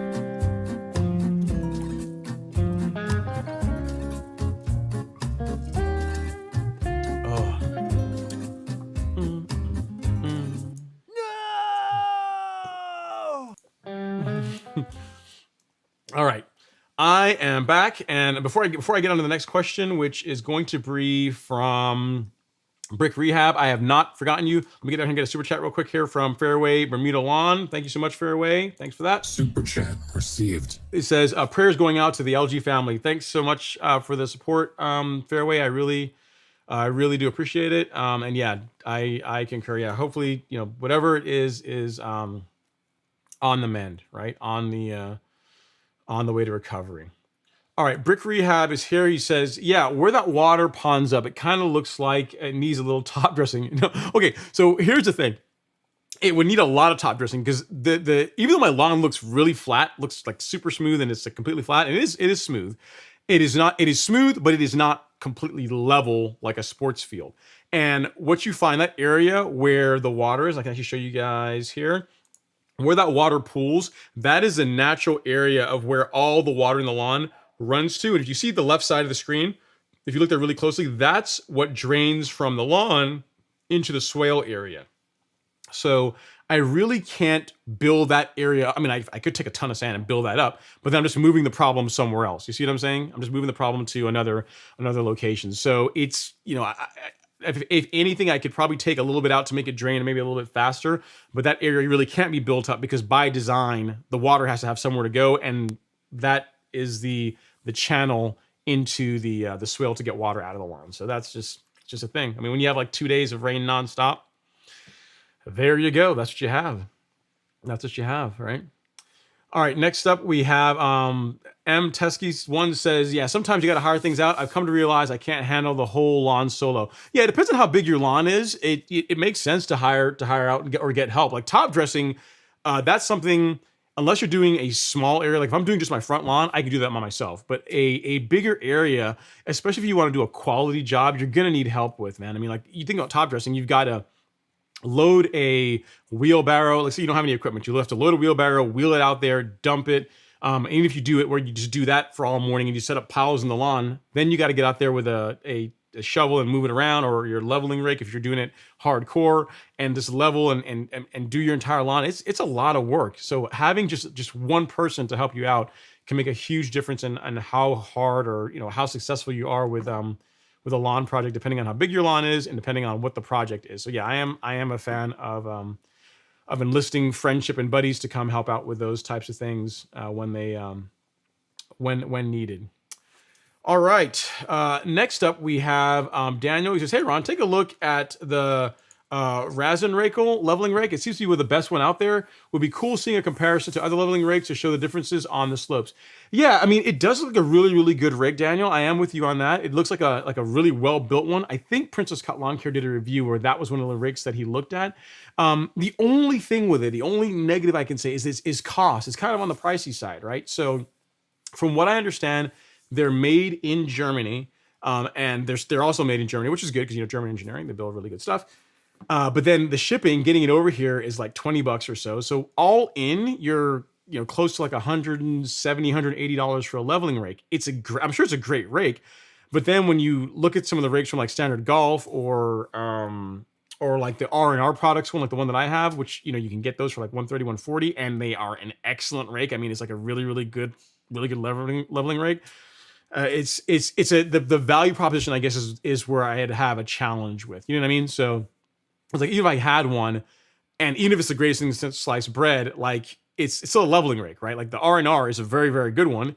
The Standard Golf rake are also very, very good ones. Either one of those rakes I just mentioned, the R&R or the Standard Golf, like the ones that I recommend in the description links for my top dressing videos, like either of those is going to last you a lifetime if you take care of them, any of them. So with that said, it's just hard to recommend something that costs $30 or $40 more without good reason. You know what I mean? Without good reason. So I don't know. I may have to see about getting my hands on one and trying it out. But it is going to be a lot more expensive. And then if someone asks me, well, why is this? Why is it that much more? And I'm like, because it comes from overseas and construction is really great. But I can't say that it's that value for money, at least from what I'm seeing so far, is really there. But that's just my take on it, or just how I'm seeing it without actually trying it, because I can't see how it's going to be that much better than what I'm already using, if that makes sense. So I mean, it does look cool. And again, Princess Cut has tried one, and he seems to really like it. But I'm not tried one personally myself. I might get one. It might be the greatest thing since sliced bread. But it's again the price is the thing that is a bit off putting. All right, next up is Justin Aguilar. He says, "Hey Ron, thank you for all your help and advice. We had snow in West Texas over the past few days, but hopefully we'll be able to throw down some pre-em. Here's the thing: don't put down snow if there's still. Don't put down pre-emergent if there's still snow on the ground. Wait for that to go away. And if you can see in the forecast the next 10 days or whatever, it's going to be not the ground's not going to be frozen, and you're not going to get any more snow. Then yeah, get it down." Get it down, get it into the soil, and get it doing its thing. You know what I mean? One thing you know for sure is if you had snow, like right now, you don't have to worry about soil temps being in the 50s. So that's not going to be a thing. So you're not. In other words, you've got a bit of time. You've got time for the snow to melt off, and probably a week or so out from then, you still got plenty of time to get the pre-emergent down and be okay. Given that you just had snow on your lawn, so. Wouldn't sweat it too much. Still get it done, but don't feel like the day the snow melts, I got to get out there and do it. If that makes sense. I like your ambition though. I like it. I like that you're ready and raring to get that done, which is awesome. Awesome stuff. All right, we got Jinwan Park back again. What's going on, Jinwan? Hopefully you're doing well. Thanks for coming to hang out yet again on a Friday night. He says, "Hey everyone, do you use masonry sand to top dress or a sand compost blend?" So I'm not sure what everyone else is going to say, but I can tell you I have done both. I've done both on Alex's lawn and my lawn, and they both work well. I am a fan of using a blend, if at all possible. I've done all 100% sand. I've done 100% compost slash soil. Like I've done like carbonized PN, which I got to tell you, as far as my lawn being as the greenest the front lawn has ever been, like crazy green, was when I top dressed the lawn with carbonized PN. It was like insanely green. I wonder if I can show you guys. I think I put a picture in the product description for it. This was, I think I did. Did I? I think so. Maybe I did. Yeah, I did. Yeah. So check this out, guys. First of all, let me answer your question, then I'll show you this. So I like to add a bit of organic material to the top dressing mix so that you're doing two things, right? The way I heard it best was when I spoke to Soil Cube about it, and they said, the sand is for structure, the compost is to help improve the microbial activity and to help feed the soil. So a 70-30 blend or some blend where you put some organic material into your top dressing mix makes a lot of sense. You're not having a green on your lawn where doing 100% sand makes a ton of sense. But in your case, you're trying to get the lawn level and you're also trying to improve the quality of the soil. So a blend makes a lot of sense. I've done all three. I've done 100% sand. I've done 100% compost and like a compost biochar blend, and I've done blends thereof of sand and soil. They all can work great. The greenest the lawn has ever been has been from just using just going straight carbonized PN. So let me cut over here so I can show you guys this. Hopefully it will cooperate. So yeah, so the product I'm talking about is carbonized PN from Miramichi Green. Let me come back here so I can show you guys. It is, let me reload this. It is this product. So this is half biochar, half compost. So think of like, if you could take Essential G and not have it in a prill form and have it as like some of the richest, darkest, like topsoil compost material you can ever imagine, that's what carbonized PN is. So last year I did, a viewer like sent me a message saying, "Hey Ron, have you ever considered just top dressing your lawn with just 100% soil, 100% compost?" So never done that. Should make for a good video. So I did.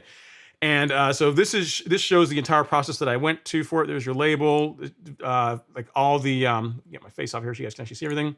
That's how much I ended up using on the front lawn, a bag of it on the lawn, and let me show you guys the end result of how green it was. So if we get to right here, look at that. Look at the color on that. This is after it recovered. So this is before. This is like right after it being top dressed, right? So this is like a day or so afterwards. I rolled it. I took the mower and just rolled it in. So that's why you see like the stripes on it. That's me just rolling, taking the Greensmaster. I had the reel disengaged, and I just use it as a roller to roll the material in. And then about a week later, 10 days later, that's what the lawn looks like. I mean, look at that color, guys. Look at that. I mean, I don't care who you are. That looks good. That looks good. That's it. That's insane. And that is literally just from the carbonized PN. I didn't even put fertilizer on the lawn whenever I did that. So that was strictly the product. That was strictly carbonized PN. I wanted to see what kind of result I would get. And there you go. So it's if you are leaning towards top dressing and you're fine with mixing your stuff, the stuff up yourself, then you could do, especially if it's a smaller area, you can definitely pull this off. If it's a really super large area, I would go like the soil cube compost or soil cube leveling mix, because it's really, really good, very rich material, and it's already mixed for you.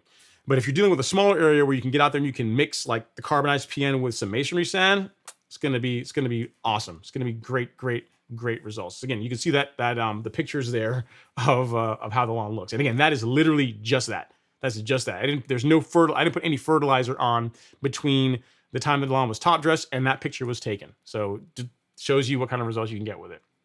So there's that. But yes, in my opinion, Jinwan, a blend is what you want to use. A blend of sand and compost soil is the thing. Not to beat this to death anymore, but the one thing you have to be careful with, right? If you get sand and compost from, depending on where you get it from, there can be a lot of trash in it. So there's some places around here that do a sand masonry mix, like a masonry sand and compost blend.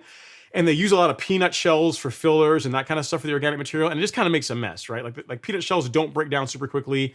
And it's just, you don't get as much organic material as you would like in the form of like actual soil with certain blends. So make sure if you're getting it from somewhere, ask them what they use for their organic material. If you can, go take a look at it before you buy it, because that you want to make sure there's not going to be any like tree bark or twigs or lots of rocks and this kind of stuff in it. You just want to make sure that it's as clean as possible.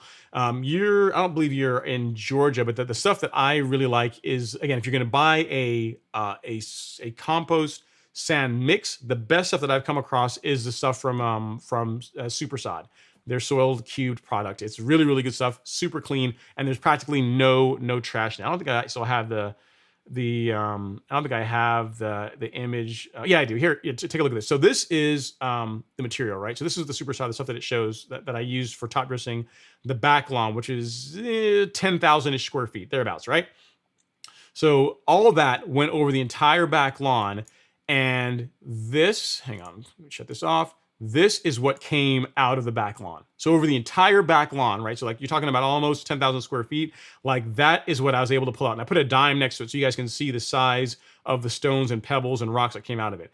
No other top dressing blend that I've ever used has matched that as far as just being clean. Like no twigs, like most of them you have like some bigger rocks in there, not the soil cube stuff. So I don't think you're in Texas, but if you are, I don't think you're in Georgia, but if you are in Georgia, and you want like the Cadillac stuff, that's what I would go with. That's what I'd recommend. You know what I mean? It's you can't go much worse than that, and much better than that.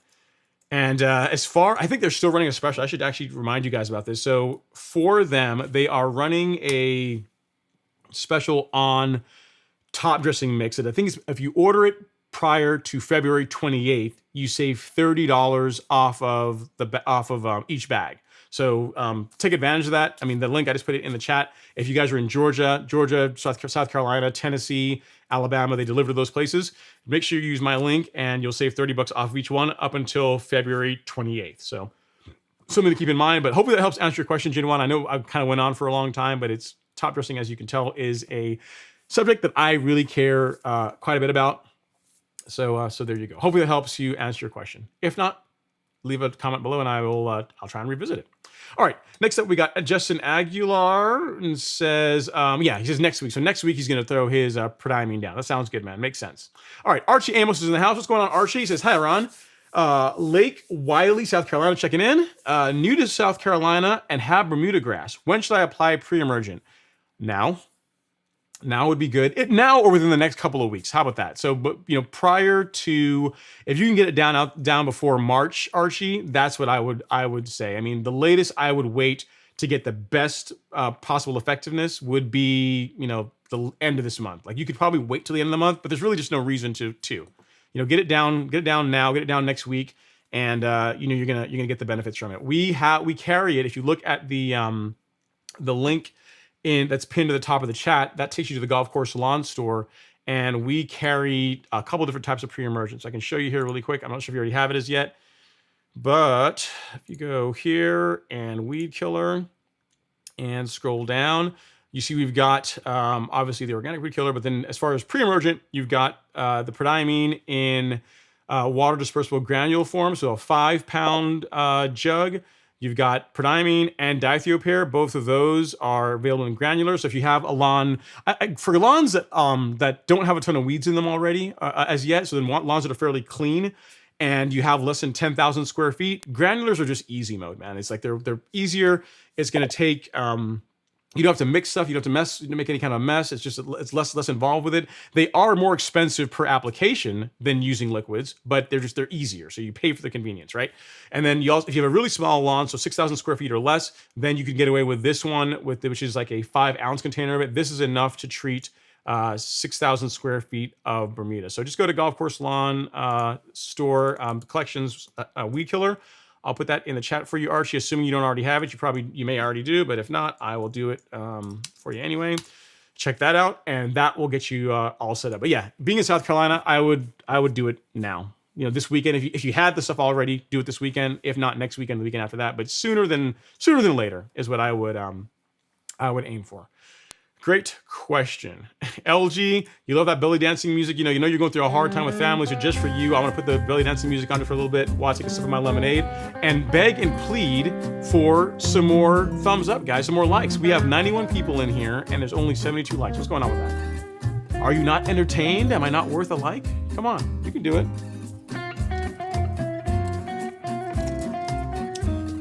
Great stuff. All right, LG. There you go. There's your belly dancing music. All right, we got Tyler in the house. Howdy, Tyler. How's it going? My number one fan here in the last few weeks in the comment section, man. You've been commenting on videos like a wow, man. I love it. Love that you're enjoying the content and watching it, and that you're back again this week for the live stream. So it's always cool. Very, very cool. All right. Next up, we have Dwayne Hopkins that says, "Hey, Ron, have you heard that one of the reasons why POA is so hard to control, even with pre-emergent, is due to POA roots tend to be shallow at about an inch? Your thoughts?" No, not really. So, POA will drop seeds or drop its seeds in the grass, in the lawn, and they'll sit there until the conditions are right again for them to germinate. But POA really isn't hard to control if you use pre-emergent. If you don't use pre-emergent, you're right. It's a mess to deal with. But as far as if you get your pre-emergent down early in the spring, so like if you're in Georgia, this part of the country, like sometime in February, you get it done then. And in the fall, if you get your pre-emergent down in September-ish, you tend to not have a problem with POA. You tend to not have issues with POA in your lawn. Or, if you're really trying to be a baller, what you do is you could use you could do a split up if you want. You could do like half your allocation of prodiamine for the year in the spring, and you could go with something like Coastal, something like this. You could do this in the spring too, because this was going to go down on Alex's lawn tomorrow, in the spring and or in the fall. So you can either use this twice in the season or do this and diethiopyr. But the nice thing about this is that if you messed up, let's say you waited too long and you've got some germination, you've got some POA that's already started rearing its ugly head. Because this has simazine and mazaquin and it has 2 post-emergents, it's also going to take care of the POA that's already germinated. I believe Spectacle Flow can do a little bit of that as well too, but this is really good. I mean, a combination product is the way to go. And here's the thing, Dwayne, you can do the same thing yourself, right? So you can take again your water dispersible granule of prodiamine. You can take this and you can get some amazaquin. You can go get some image, like a bottle of image concentrate, and mix it. And you can recreate Coastal, sort of. You don't have the simazine, but you can kind of recreate Coastal on your own. It's just a lot more work, right? So if this is like an all-in-one, literally you just measure it out, pour it in, and apply it, and you're good to go. But as far as controlling POA, if you make sure you get your pre-emergent done at the correct time, like in other words, if you're early prior to germination, it's really not that bad to control. Like in my lawn, I've not had an issue with it. Other lawns around here that you can tell where the services get to them early in the season, they don't have problems with POA either. So a lot of the issues you see are really people that either wait till like March, wait till well into March to put down pre-emergent, and by that time, too late, or they wait too long in the fall to, well, in March you're talking about crabgrass more, but really if they wait too long in the fall to apply their pre-emergent, so like they wait till like October, November timeframe to put pre-emergent down, and that's way too late. Now, if you're using something like this, again, something like this, you can get away with that kind of, right? Because anything that's germinated, this will kill.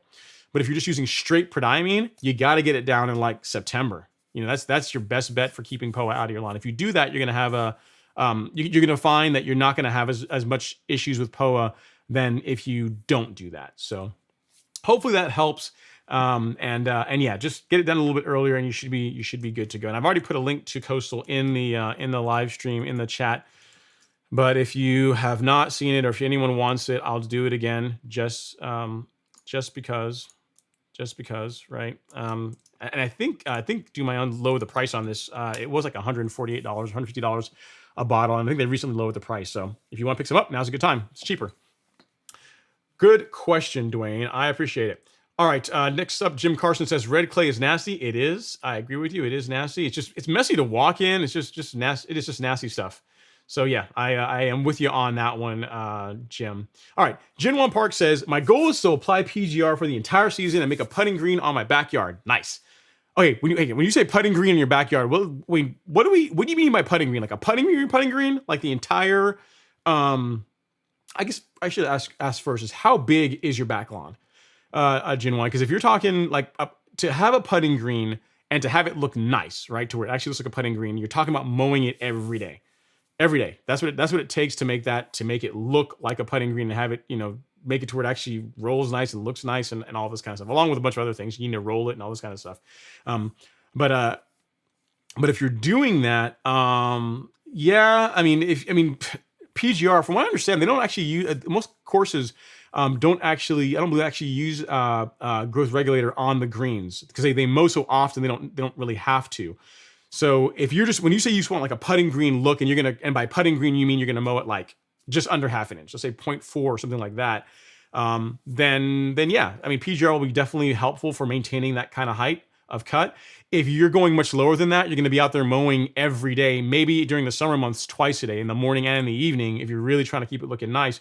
And you really shouldn't need PGR for that. So it's really more so for the rest of your lawn that you just want to regulate growth. That's where it would come into being a thing. But yeah, I'm with you. I apply PGR starting in May. I do my first application. Again, depends on what the temps are like, but typically May kicks off my PGR season for me, and I apply it all the way through into September. September is a gimme month, depending on what temps are like. If it's still hot and the grass is still growing, I'll do PGR. If it's not, then I will not.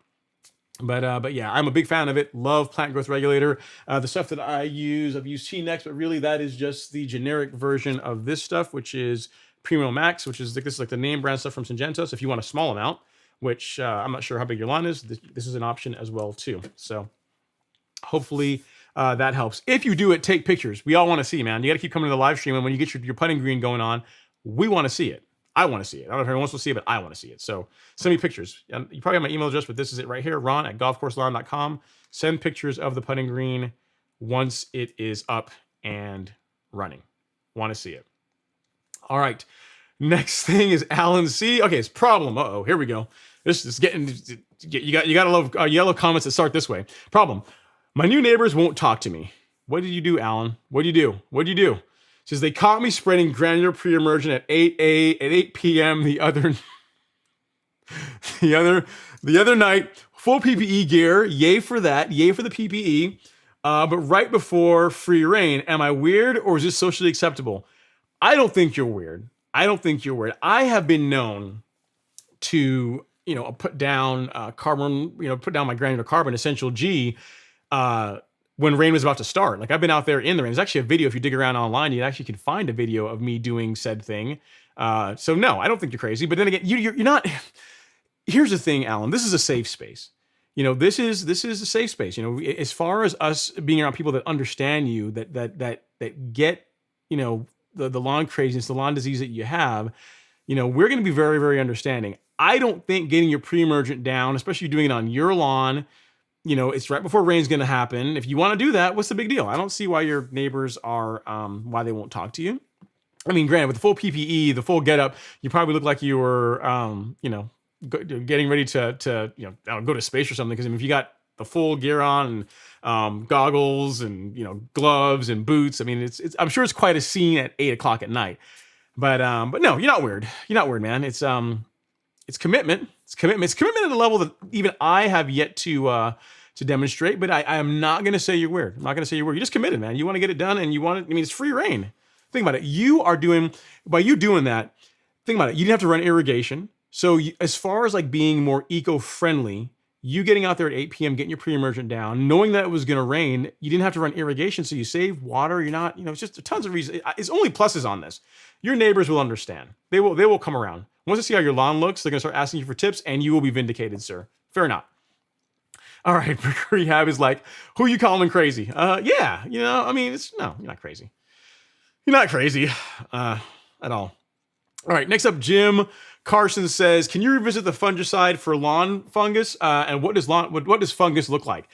It has all kinds of different looks, Jim. So you can get, there's fairy ring, you can get brown patch, there is dollar spot, there's all kinds of lawn fungus. Knowing what it looks like, I can tell you what I had in my lawn last year. So there's also spring dead spot, which is a lawn disease as well. But one common way to know if you have like large patch or one of those in your lawn is you will see a ring. So like a ring, you have your grass. You'll see a ring of like dead grass, and then the grass in the middle will still be green, sorta, but there's like rings or like little semicircles, crop circles in your lawn.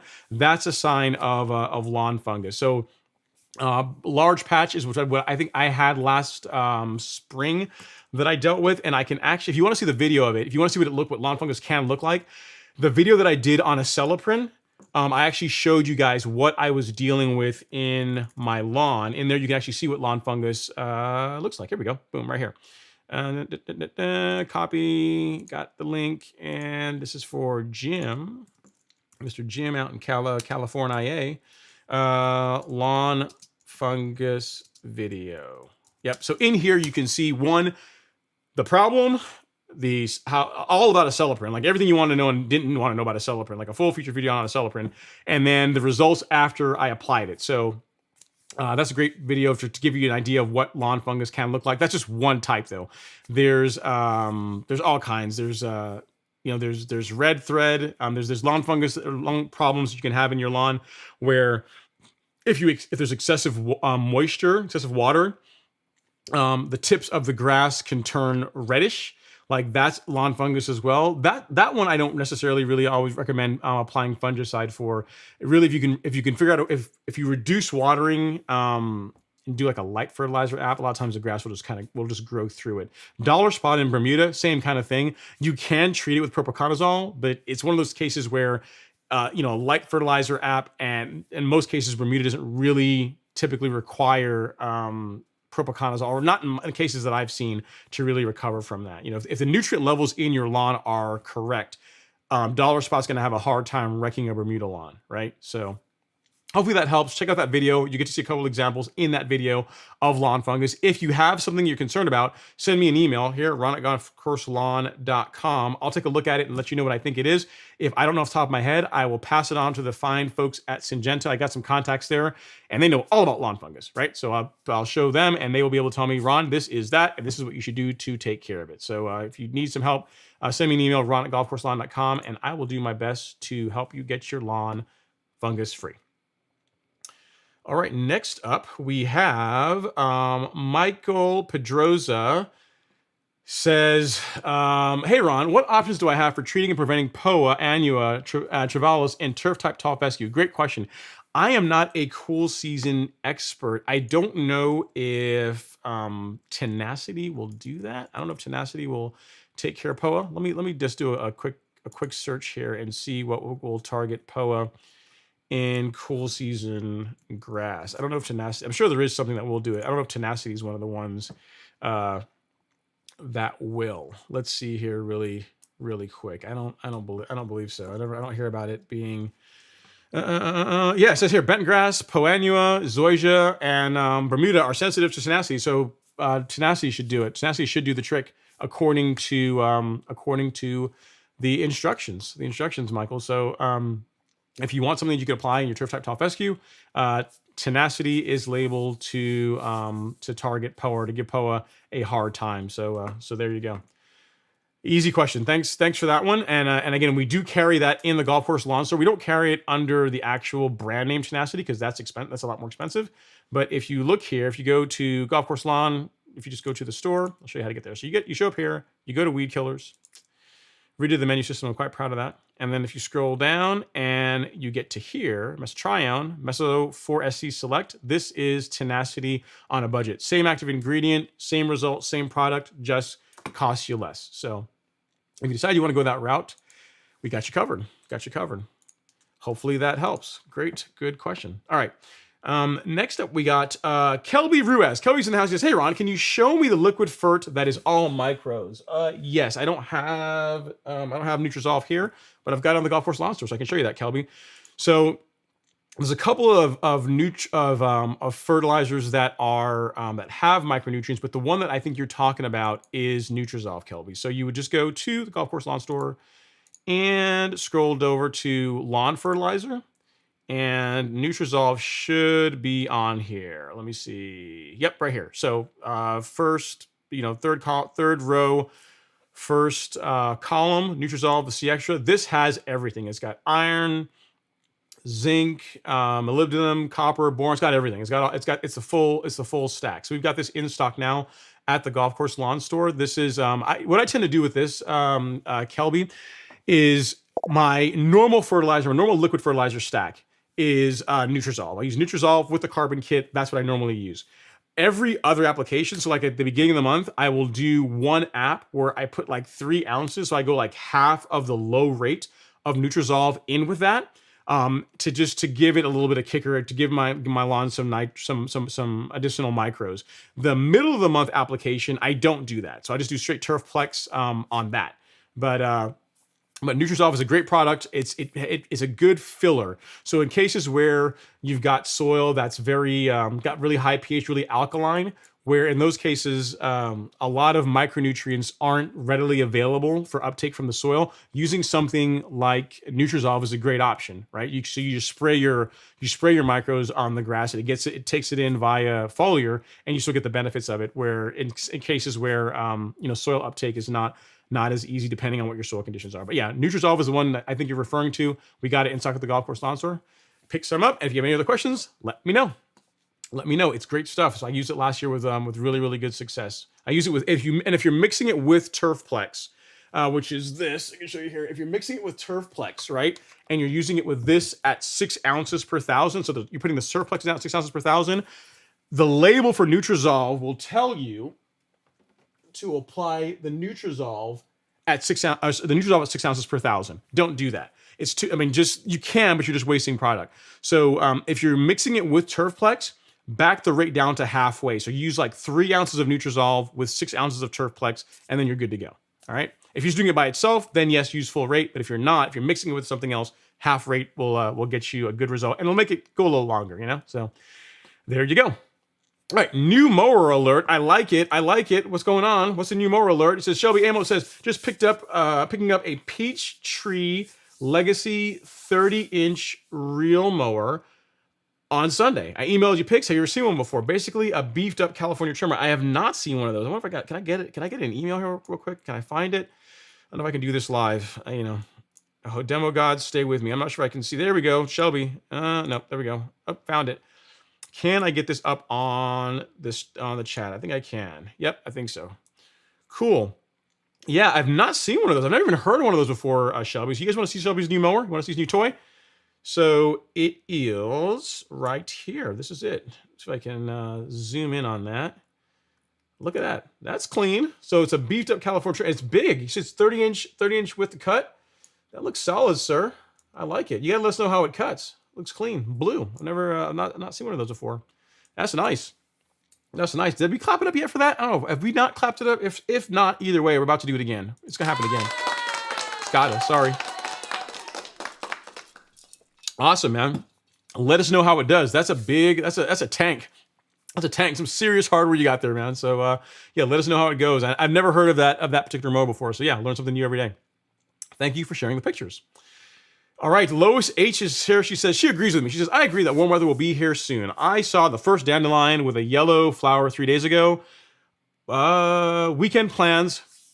Took me a while to figure out the acronym. Weekend plans. Prep the lawn for a pre-emergent and lime app. I have a few leaves left on the lawn. The rain is helping. That's a good idea. So yeah, so if you need to adjust the pH in your soil and you need to get some lime down, both lime needs to be watered in well, and so does pre-emergent. So it's a good, why not? Why not get them both down? Get that lime down in, get it reacting with the soil, get the pH moving in a better spot. All good things, right? So yeah, I like it. I like where your mind is, Lois. Good stuff. Hopefully the weather cooperates and you're able to get all your lawn goals accomplished, which is really, really nice. All right, Dwayne has a question about crabgrass. He says, Ron, how long does crabgrass seeds live in the lawn? Last year I had really good success eliminating almost 100% of it. Will I have an impact on this year? So here's the thing. Crabgrass, when it gets mature, it drops seeds in the surrounding areas in the soil, and those seeds will stay dormant until the following year. So even though you think you killed it off, there's more than likely crabgrass seeds just waiting and rearing and just waiting to come back. However, we can prevent this. And you know how we can prevent this? What am I going to say? What am I going to say, Dwayne? You know what I'm going to say? Pre-emergent. So get your prodiamine down. Prodiamine is very, very, very effective against crabgrass. It's good at preventing it if you get it down early enough. It's a great option for that. If you do that, if you get your prodiamine down early, like sometime in February, it's going to do a ton for reducing the crabgrass pressure that you have in your lawn. I'm not saying you're going to be 100%. You may have a little bit here and there, but it's not going to be anything like if you don't use pre-emergent. Now you got a couple options for prodiamine. I've kind of gone through this. You can get it in the granular or the liquid.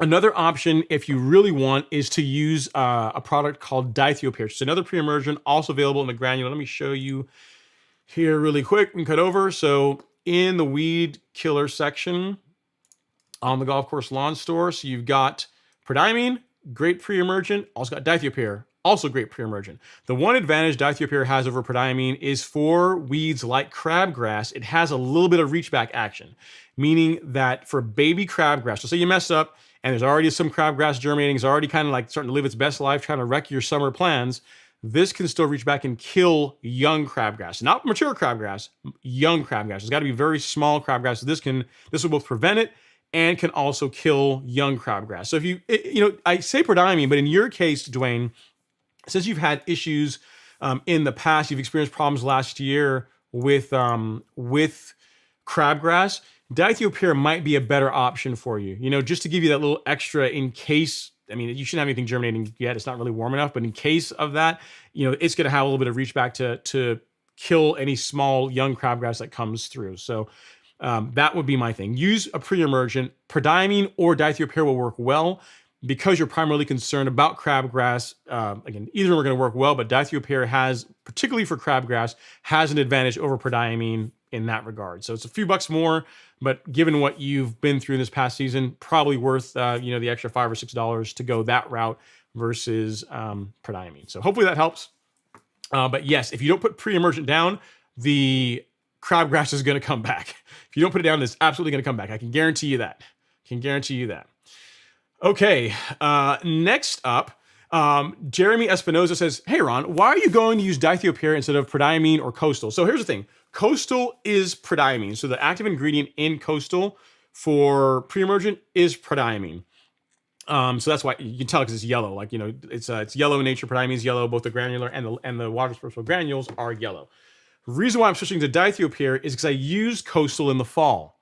So I used coastal. If you watched my video this past fall on fall pre-emergent, I used coastal. So I'm going to switch it up for the spring and go with dithiopyr in the spring. So that's all I'm doing. I'm just alternating. On Alex's lawn is going to get prodiamine. He's going to get coastal because we did prodiamine on his lawn, straight prodiamine on his lawn last spring around this time of year. In the fall, he used a granular dithiopyr product on his lawn. So we're gonna rotate. We're like on different cycles. So when I'm doing dithiopyr, he's doing prodiamine, and vice versa. Does it make sense? Absolutely not. It would make a whole lot more sense if we were on the same cycle. We're using the same pre-emergent, so we're not using two different ones. But I guess it's also cool for testing, right? We can see the effects that each one has, which one performs better in a given season or not. But that's the reason why, Jeremy. I don't have anything against prodiamine. It's just I used it last fall. This fall I used it in coastal. So coastal, so keep that in mind. Coastal and prodiamine.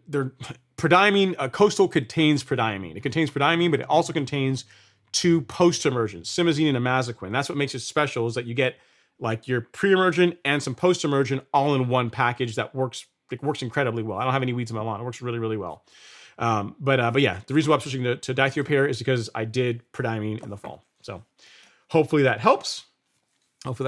Great question. Thank you so much. All right, Michael's up next. He says, just joined the Golf Course Lawn Academy. Very good information and great production. Thanks, Ron. You're very, very welcome. Thank you so much for that. Man, I got to tell you, Michael, when I was filming and producing the Academy last year, like over the fall of last year, when it was like tons of content was being shot, and I was scripting all the videos and shooting things over and over and over just to try and get it as good as I possibly could. And then you release your baby off into the world, and you don't know, it's like, everything I know about getting a great lawn in the most efficient way possible. And you just never know how the response is going to be. Like, are people going to hate it? Are they going to be like, this is not good? Or is it going to be, they're just going to have any value out of it? And I can say that overwhelmingly, the response has been really good. People really enjoy the course material. They enjoy the private Facebook group, which is awesome. The great group of guys and gals in there that are all serious about getting their lawns better. This year, we're also able to add a discount only for Golf Course Lawn Academy members. You get to save on Miramichi Green products in the Golf Course Lawn Store. So the course kind of pays for itself. There's a discount code that I gave out a couple, like last week, yes. That if you use that, you would save 30% of the course. So the course is $149, but you can get it for like around $105 if you know this code. I was supposed to just disable the code the end of January, but I'm thinking I will leave it until the end of Feb. So the code is, I don't know if I have it up here, and I don't have it, but the code is Academy 30. So you just take like the word Academy and 30, Academy 30. If you use that at checkout, when you sign up for the course, you'll save 30%. So now, of course, it's $149 you're getting for $105, and you get you get the discount. You get obviously the course material, which is awesome. And I'm going to keep adding to that. I got some really good plans for some stuff to go into the course this year, and you get the private Facebook group. And there's lots of good benefits from it. I'm only going to continue to make it better and better and better over time. You buy it once and you own it forever, right? As long as the internet's around, and the platform that's hosting it is around, and I'm around, you're gonna have access to it. So, it's a lifetime access. You buy it once and you have it forever. So, but I'm glad to hear that. Warms my heart, and I gotta tell you, it was very stressful last year when I was putting it all together. And in March, I think is when I launched it. It was just just wondering what to expect. But I've been very, very pleased with the response that I've gotten out of it. So there's a way for you guys to save. I will leave that code around, Academy 30. Until the end of February for you to save for the live stream members. It's not going to be something I'm going to make. I mean, it's public if you watch the live stream, but it's not something I'm going to advertise on on Facebook or any other places, or like in community posts. You got to be in the know. You got to be, let me see how many people we got. 90 people in here. You got to be the 90 people in here now, and the people that watch the live stream after the fact to know about that, right? So you got to kind of be in the club to know about it. But Academy 30 will save you 30% on the course, and I'm going to leave that up until the end of February. Actually, when I get into that, I'm going to go and change it to where it will stay active until the end of Feb. So take advantage while you can. All right, next up, we have Jerome Houston. He says, I mow twice a week. Great advice. Yeah, it is, man. Here's the thing, guys. And it cannot be stated enough. I actually have an entire segment, a little segue in the Academy where I talk about this. And I say, listen, even on the, actually before I even get into the Academy, in the video that talks about what to expect, is that, I am not a miracle worker. I will show you the way. I will show you how to keep weeds out of your lawn, how to create amazing looking turf that's going to look green and be the envy of your neighbors, but you must do your part. And you doing your part means mowing.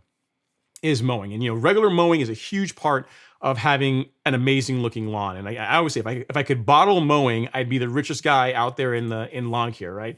But unfortunately, you can't. It's the one thing that you have to do, and it has a big impact, a huge impact on how your lawn looks. And you doing it twice a week, Jerome. I mean, it's the more often you mow it, the better your lawn's going to look. Really, once a week is okay. Twice a week, really, really good.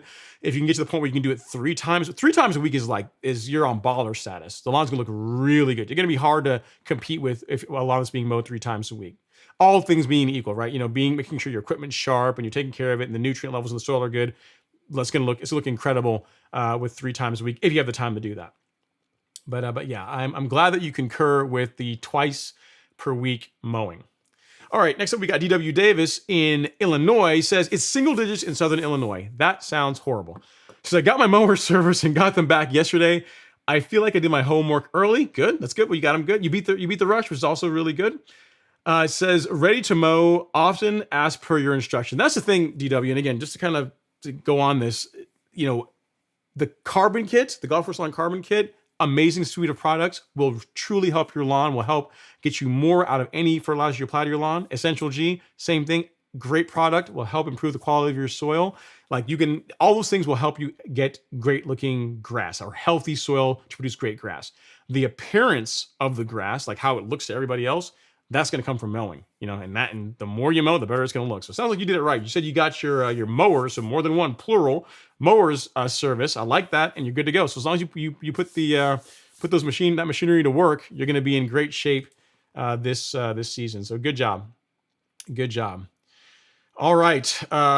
Next up, Lavendi says, I just joined the YouTube Premium because I thought they pay broadcasters. Should I cancel and become a channel member instead? No hate. Genuinely inquiring to make sure Guy gets rewarded. I think it's all the same. I mean, so the channel membership or joining the channel benefits me more directly than YouTube Premium. But YouTube Premium is cool in that you don't have to deal with ads. Like the way, just to go into the way that how pricing, how ads on YouTube work. Like if you don't have YouTube Premium, you have to watch ads, right? You get subject to ads all the time. If you have YouTube Premium, YouTube still counts or looks at the people, the viewers, the premium viewers. Like in other words, if an ad would have shown on my video, even if you have YouTube Premium, the channel owner will still get credit for that, and they will still get some revenue from it. So don't think that if you have YouTube Premium, you're like robbing from content creators. You're not. It's just you just have to deal with commercials, which is nice, right? But as far as like a way that more directly supports the creator, the content creator, is to do the channel membership. That's definitely better than the YouTube than joining YouTube Premium. But Premium is kind of nice, I gotta tell you. I mean, not having to deal with ads all the time is kind of cool. So I don't know. It's up to you. What's important to you. Either way, you're supporting me. You're supporting the channel. There is more direct support by doing the channel membership. But it's your call as to whether or not ads in videos are a big deal to you or not. Just something to consider, think about. I appreciate it. And No Name says, yes, at Lavendi, Spade a sponsor of the channel. Premium just reduces ads for you. Yeah, that's exactly it. I mean, we still get some of the YouTube Premium money, but it's not it's not like the channel membership. It's not like that. So there you go. All right, we got a super chat. Let me run down here and grab that really quick. I don't want to leave anyone out. We got Mr. Josh Habib in the house. Man, Josh, I'm slacking, sir. Super chat received. He says, happy Friday, doctor. Prayers to my guy at LG and his family. Think about you, my friend. A side note, got my snake oil today. Looking forward to reporting back on the moss issue. Cheers, everyone. Guys, you guys have no idea how much hate he's talking about the Miramichi Green weed and grass control. So there's been people that were either like, oh, it's a cool product, I'll try it out, sounds cool. And there's people like saying, oh my God, $30 for this. That seems like way too much. It's crazy expensive. Oh my God. So, the haters fuel me. But here's the thing. I would do what LG is doing. If you're looking for an organic, non-selective, again, this isn't going to kill everything, non-selective weed control that you want to try out, then the spray bottle makes sense. Like $30 is the price of admission. You can try it out, see if it works well for you. You like the results with it. And then wait until the concentrate comes out, which is going to be here soon. We're going to have it in 1 gallon and 2.5 gallon quantities. And the concentrate, you're going to get, it's much better value as far as like how much an application costs. Like you could be able to mix up a spray bottle of concentrate for obviously less than what this costs now. So that's what Josh is giving me a hard time about. You gotta let me know how it works, Josh. I think you're gonna be pleasantly surprised. I've had this since last year. It's just until this year that I decided to add it to the store. It's a great product. It works very, very well. I mean, I know it absolutely smokes Bermuda, which is not easy to do. So that, I mean, if it can knock Bermuda back, then it's as good as glyphosate without the cancer-causing effects and that type of thing. So for people that want organic gardening, and this is truly an organic product, it's got the There, you can see it's got the OMRI label. So for those of you guys that care about organics, this is truly organic, non-toxic, not bad for the environment. As soon as it dries, you, loved ones, pets, fur babies can go back in the lawn. It's not going to hurt them. So it's a great product for people that are really into organic and non-toxic lawn care. So let me know. Report back on how it works. I think you're going to be pleasantly surprised, Josh. And again, one more super chat, one from Lee Farmer in the house. Thank you so much, Lee. Super chat received. He says, thanks, Lee, for coming in and supporting the live stream, the chat. Glad to see you doing well and that you're around as always. Now the hard part, finding out where I was. Heavens to Murgatroyds. Okay, here we go.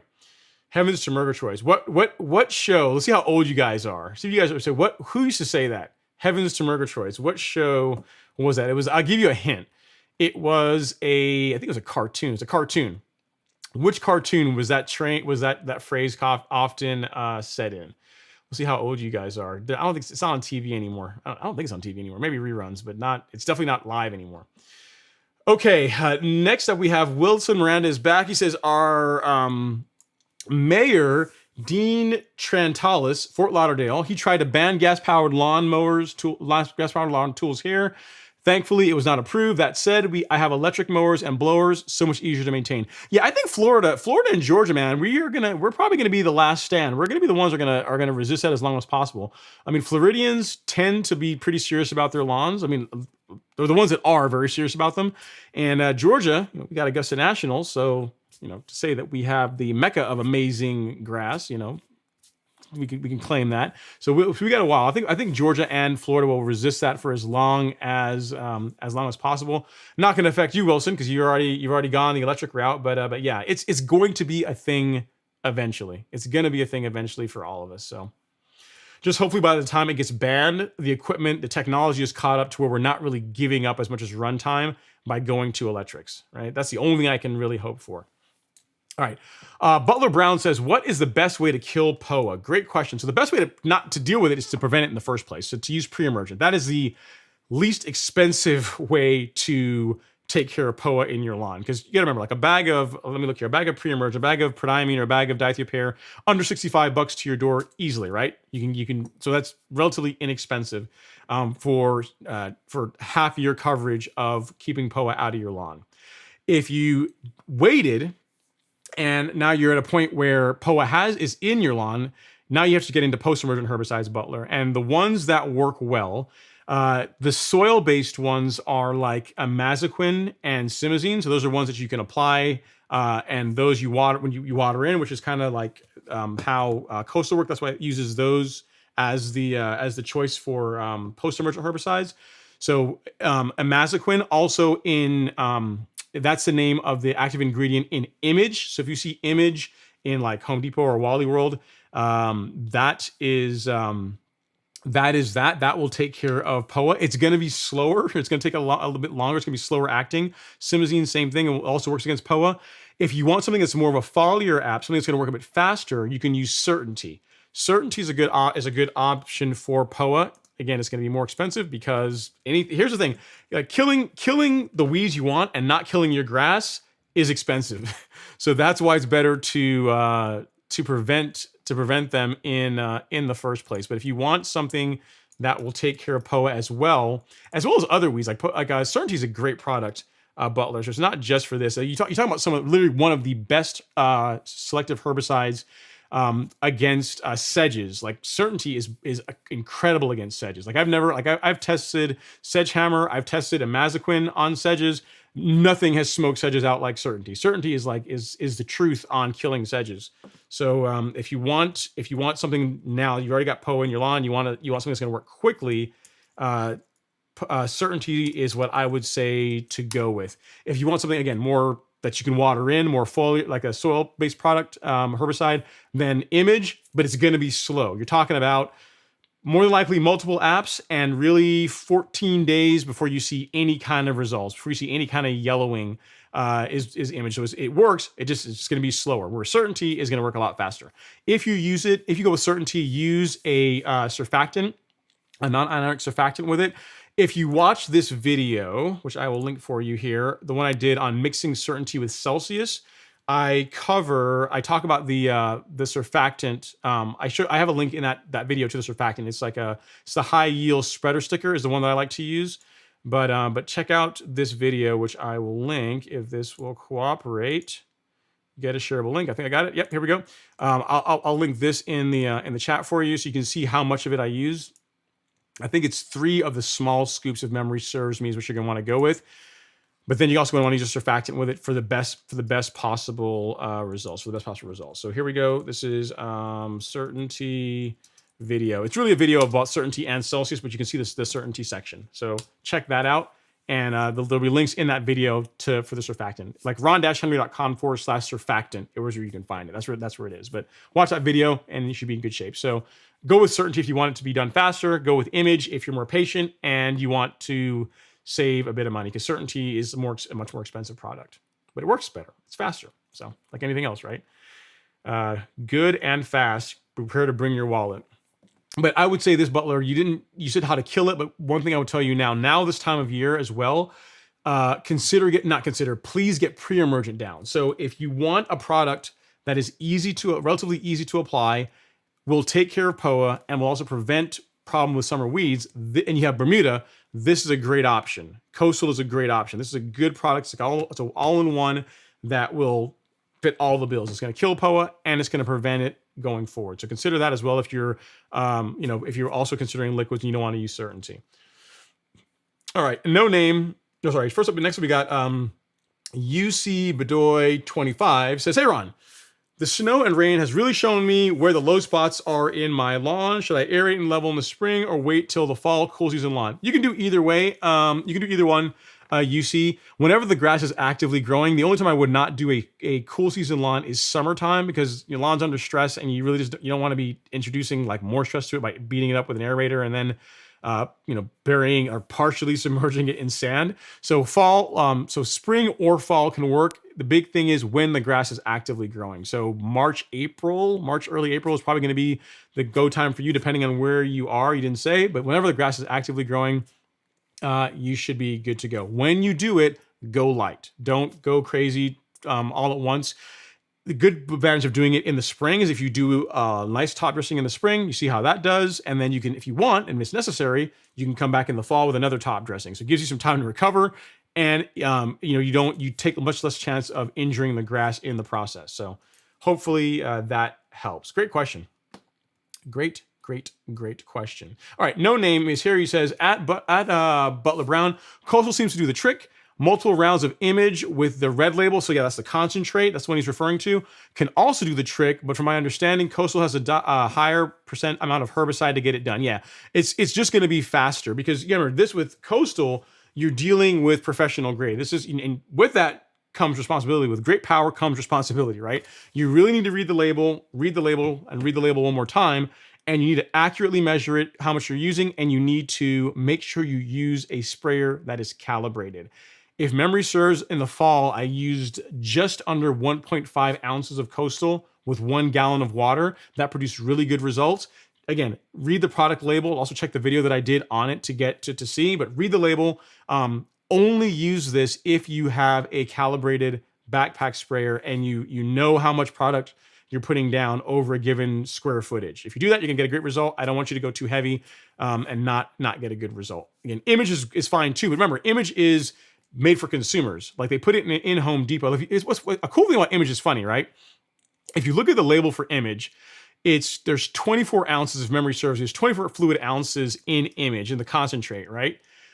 The label says treats up to 6,000 square feet. But then when you read the actual instructions, they tell people to use, I think, 2.5 to 3 ounces of the product when you're mixing it. So if you think about that, the math doesn't really work out, right? Like max rate on image should be closer to 4 ounces per 1,000 square feet, right? Because that's 4 times 6 is 24. But the reason why, I can imagine why they do it, because people generally, especially the products they put in Home Depot and Walmart, they tend to be lower rates of active ingredients, because most people don't read labels, or they put the product down heavier than is called for. So they probably reduce the label, or reduce the recommended rates, knowing that people are going to likely over apply it. So yeah, take that for what it's worth. If you're going to use image concentrate, you can do 4 ounces per 1,000 square feet. If you have a calibrated backpack sprayer, keyword, it must be calibrated. You must know, you must make sure you're applying it at the right rates, and you can get a good result with it. It's just going to be slow. It's going to be slow. You want fast?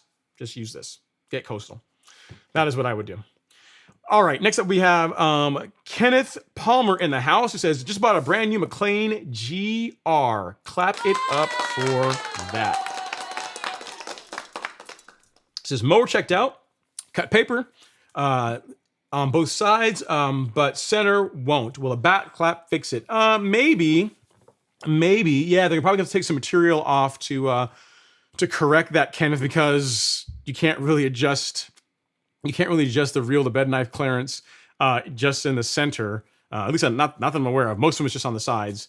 So yeah, you're probably gonna have to go in and either get a back lap or maybe a very mild grind, very mild grind, and just see. I'm not sure if you can also perhaps take in the tolerance just a little bit. Maybe go in. I don't know McLean's as far as adjusting them, but if there's with the Toros, you have like a bed bar adjustment screw where you can go in like 1 or 2 clicks, and if you have the equivalent of that on the McLean, maybe try decreasing the tolerance.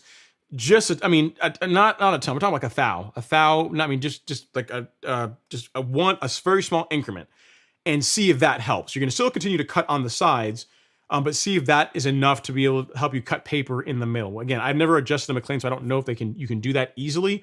But that is what I would try, and if that doesn't work, then consider taking it in for a back lap or a very mild grind to clean it up and get the mower cutting properly. All right, Jim Carson is here. He says, Ragman is 2 years, a California ban, the purchase of a 25 horsepower or less gasoline mowers. You can drive to 3 states and still buy it. Okay, so it's not illegal to possess it. You just can't buy it in California. Is that what you're saying, Jim? Interesting. I guess I could see that, right? Because they really can't make a bunch of people like get rid of their mowers unless they're going to like pay them or give them new ones, right? They can't make people go out and have to buy a bunch of mowers, but I could see them making it where you can't sell any new ones. So interesting. Okay. Good to know. All right. Next up is Edward Bonet. Says, hey, Ron, I'm planning to overseed this spring. May the force be with you. It's a big project. He says, how long after can I put down prodiamine, or should I before I seed? Thank you. Okay. So if you're going to do a seeding project in the spring, so if you're overseeding or you're doing a full lawn renovation, like you're burning down the lawn, or you're seeding the lawn, spring pre-emergent is not for you.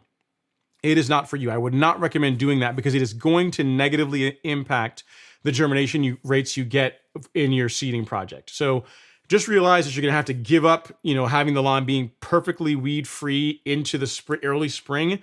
When summer rolls around, after whatever you're putting in has germinated and is growing healthy and is loving and living great, you can come back with a post-emergent herbicide, something like Celsius or that Celsius Certainty combo, and knock out weeds that are, spot spray the weeds that are causing an issue in the lawn if you want during the summer months. But I would not do pre-emergent in the spring. I would wait till fall for that if your plan is to do any kind of seeding project in the spring. It also depends on what kind of seed you're doing. If you're doing Bermuda, like say you're doing a renovation project and you're doing Bermuda, then yeah, in the fall you should be good to go. If you are doing cool season turf, I would not do pre-emergent this year at all. So if you're seeding in the spring, I would not do pre-emergent on cool season turf in the fall. You really want to give that a full year, a full growing season before you start applying any pre-emergent to it. Bermuda is different. It's it's the bruiser of the grass world. It can take a lot. So as far as if you had Bermuda, then yeah, go for it in the fall. But cool season grass, not so much. And if you are, again, I would not, regardless of which one you have, don't put down prodiamine in the spring. If your goal, the primary thing you want to accomplish this year, or at least the first part of this year anyway, is an overseed with good results. That's my recommendation. Great question. Glad you asked before you got into it, because seeding a lawn is not inexpensive. It is not inexpensive. We got a super chat. Let me run down here and grab that really quick. CR, CR has the honor. She has the honor of being the first channel member. She's the first person to join the channel membership when I opened it up. So CR, thank you so much. Appreciate the super chat. And again, we'll clap it up to you again for being the very first channel member. And then, yeah, that's pretty cool. It's very, very, very cool. Thank you so much for coming to hang out in the live stream. Appreciate all the love and support. All right. You guys know I got to find where I was. Let me put my music on while I try and scroll back up to where I was. I can find it. It's the hardest part about going to Super Chats.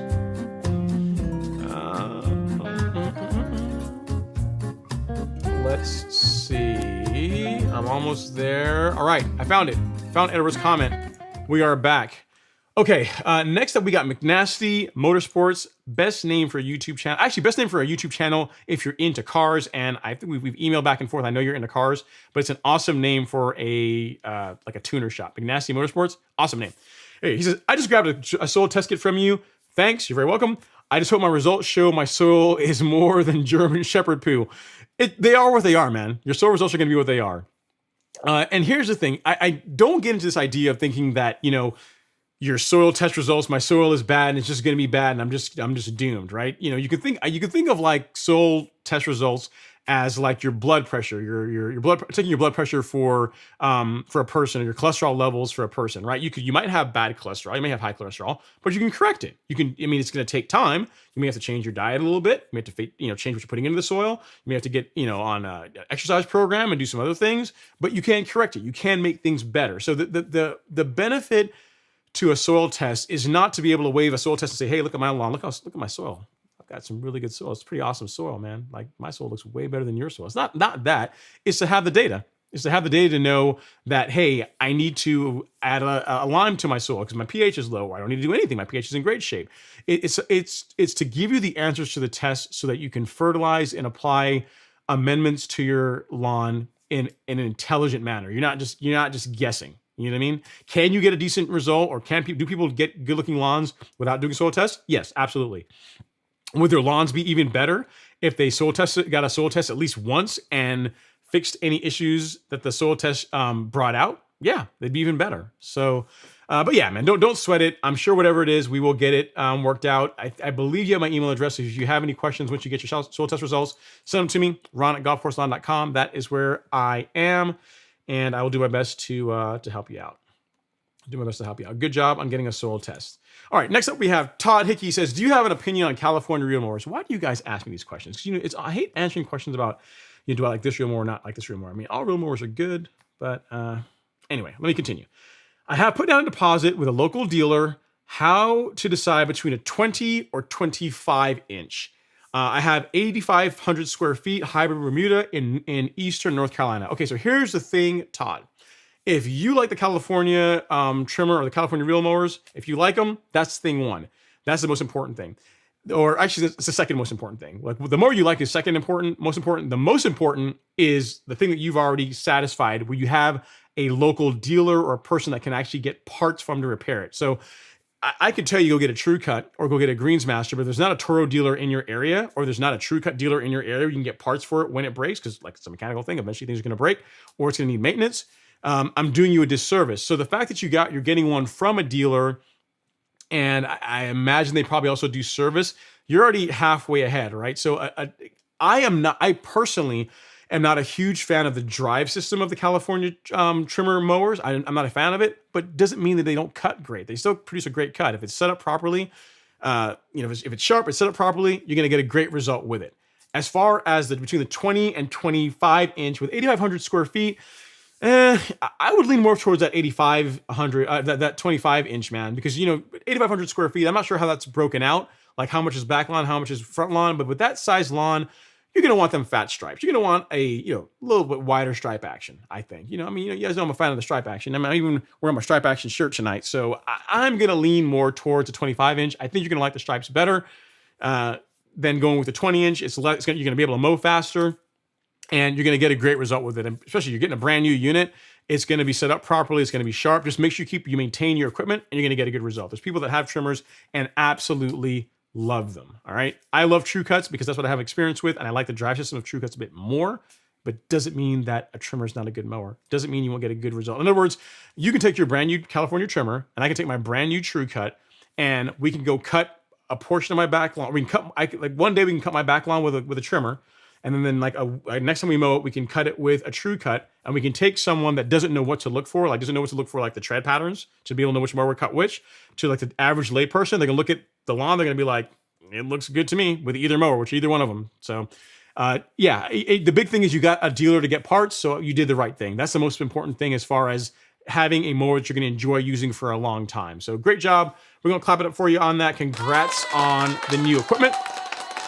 Let me know once you get it, and once you start mowing with it, I would go 25-inch if it were me. I would go 25-inch. All right, next up we have Lois. She says, I had to pull up the Bermuda runners in my flower beds. Barriers will only slow them down. They are over under. I use vinegar. Yours smell like a salad. Sun plus vinegar equals dead weeds. That's another option as well for killing them. Yep. But you're right.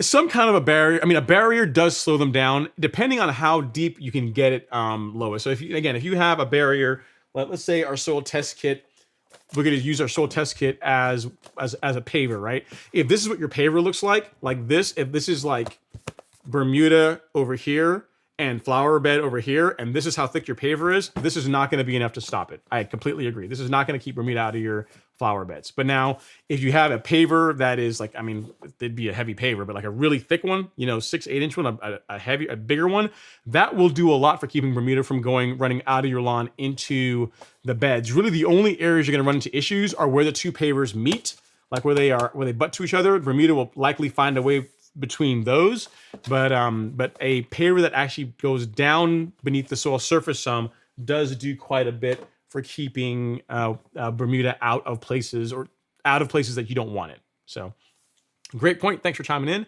I appreciate you. And then Shelby is with me on that. He says, at Todd, go 25, man. 20 inches too small. Will take you forever. Yep, I agree with you. I mean, because here's the thing. If you want a narrower stripes, although they'll kind of look a little bit weird, you can just also increase your overlap with the 25-inch. Again, it's not going to look super great doing that, but I mean, you can make a 25-inch cut closer to a 20-inch cut. You can't make a 20-inch cut like a 25-inch. And with 8,500 square feet, you're gonna want a wider cut. I would go 25-inch. I really would. Here's the thing. It's funny. My true cut is a 25-inch. My Greensmaster is a 26-inch, and there is a difference. I can notice a difference between the two of them. It's only an inch, but I can notice a difference between those two when I cut on my lawn. As far as like how many passes and how the stripes look, it looks different. So I would go with the wider one if it were me.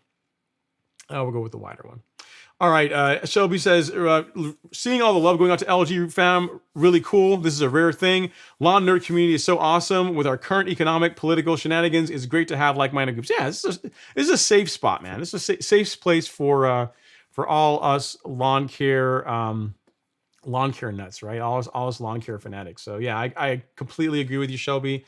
It is a nice time, a fun time. I mean, I'm the moderator of the show, but really it's a community thing. Big thing is as long as you're here to have a great time, talk about lawn care, you're not going to be a jerk. You're free to hang out and come in.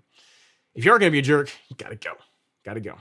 I have moderators and they have, they don't mess around. They don't play when it comes to people being acting out. You can ask people on my ban list about that. All right, next up we got Wilson Miranda says, I got the resin rake. It is more expensive. Okay, here we go. We're going to have an endorsement here. I think so. He says, it is more expensive. It doesn't even come with a handle, only available at 31 inches. I like it, but I got it just because I don't know, LOL. I still think an R&R would be a better cost benefit. So that's another point. I forgot about that. It doesn't come with a handle. So it's more expensive and you have to buy a handle for it. So there is that. So again, but I'm sure it's built like a tank. I mean, I've seen pictures of them. They're beautiful. I mean, they are beautiful looking rakes. But in other words, let's say if I got one of those, I did a review of it and I said, hey guys, I use this rake. It's really awesome. It is more expensive than the R&R rake, which is made in America. It's more expensive than the standard golf rake, which I think is also made in America. And you have to still buy a handle for it. It's going to be like, it's hard. In other words, if a leveling rake were something that broke regularly, like a quality one, then it makes a lot of sense. But literally an R&R products rake or a standard golf rake, you're going to buy one and you literally never replace it, especially for a homeowner. A golf course might break them eventually, but homeowners will never break one. You will never break it. So it's to your point. I think you said it best, like cost benefit, it begins to fall off. But I still think it's a great looking rake. I've just not used one myself. It looks like a really high quality product. I just think if they could get the pricing a little bit lower, they could have a play in the US market, but it's expensive, for what it is, given the competition we have here in America. But thanks for chiming in, Wilson. I appreciate your feedback. Okay, next up we have JJ 2613 says, "Hey Ron, I have St. Augustine and I live in Florida. I have 4 dogs and want to change it out for Bermuda grass. What would be the best seed to get? I was looking at Arden 15. Here's the thing. Aren't there sod farms in Florida that can do celebration? Um, it's up to you. It's up to you if you want to go to Arden. Arden's a great cultivar. It looks absolutely gorgeous. I mean, you guys see how my lawn looks. The one opening video, that's Tifway and Arden 15. It's a mutt lawn. It's a blend of those two. Looks great. But it's a ton of work, right? You gotta kill your existing grass. You gotta kill your existing grass, which you gotta do anyway if you gotta get rid of the St. Augustine. So that's kind of one thing. That is, I guess you can't really count that. Either way, you gotta kill the grass. So you gotta kill your existing lawn and then do all the prep work for the seed. And then the big thing is watering. Like you are gonna spend a lot of money watering to get Arden 15 to generate. Like it's one of the better cultivars in that I was seeing germination in the planter in like 9 days. Granted, that's a planter. That planter was filled with carbonized PN. So, I mean, a rock will grow in carbonized PN, right? Anything will grow in that stuff. So it's super. It definitely had an advantage given the stuff that it was growing in. But it was 9 days. That was like best case scenario. Now, if you were doing it in your lawn, I would account for, and depending on the kind of prep work you do, I would account for at least 2 weeks, maybe as much as 3 weeks. So 2 weeks minimum. And that's watering 3 times a day, so Florida, maybe a bit less because you guys tend to get rain a lot, like every day. But I mean, you have to keep the ground moist. And to be completely honest, like the cost of the water in most cases is more than the cost of the seed. So in other words, if I could wave a magic wand, if she said, Ron, you could have any grass, any Bermuda grass you want, right? If I could go like this, I could Thanos snap and have any grass that I could want in my lawn, I would have Celebration.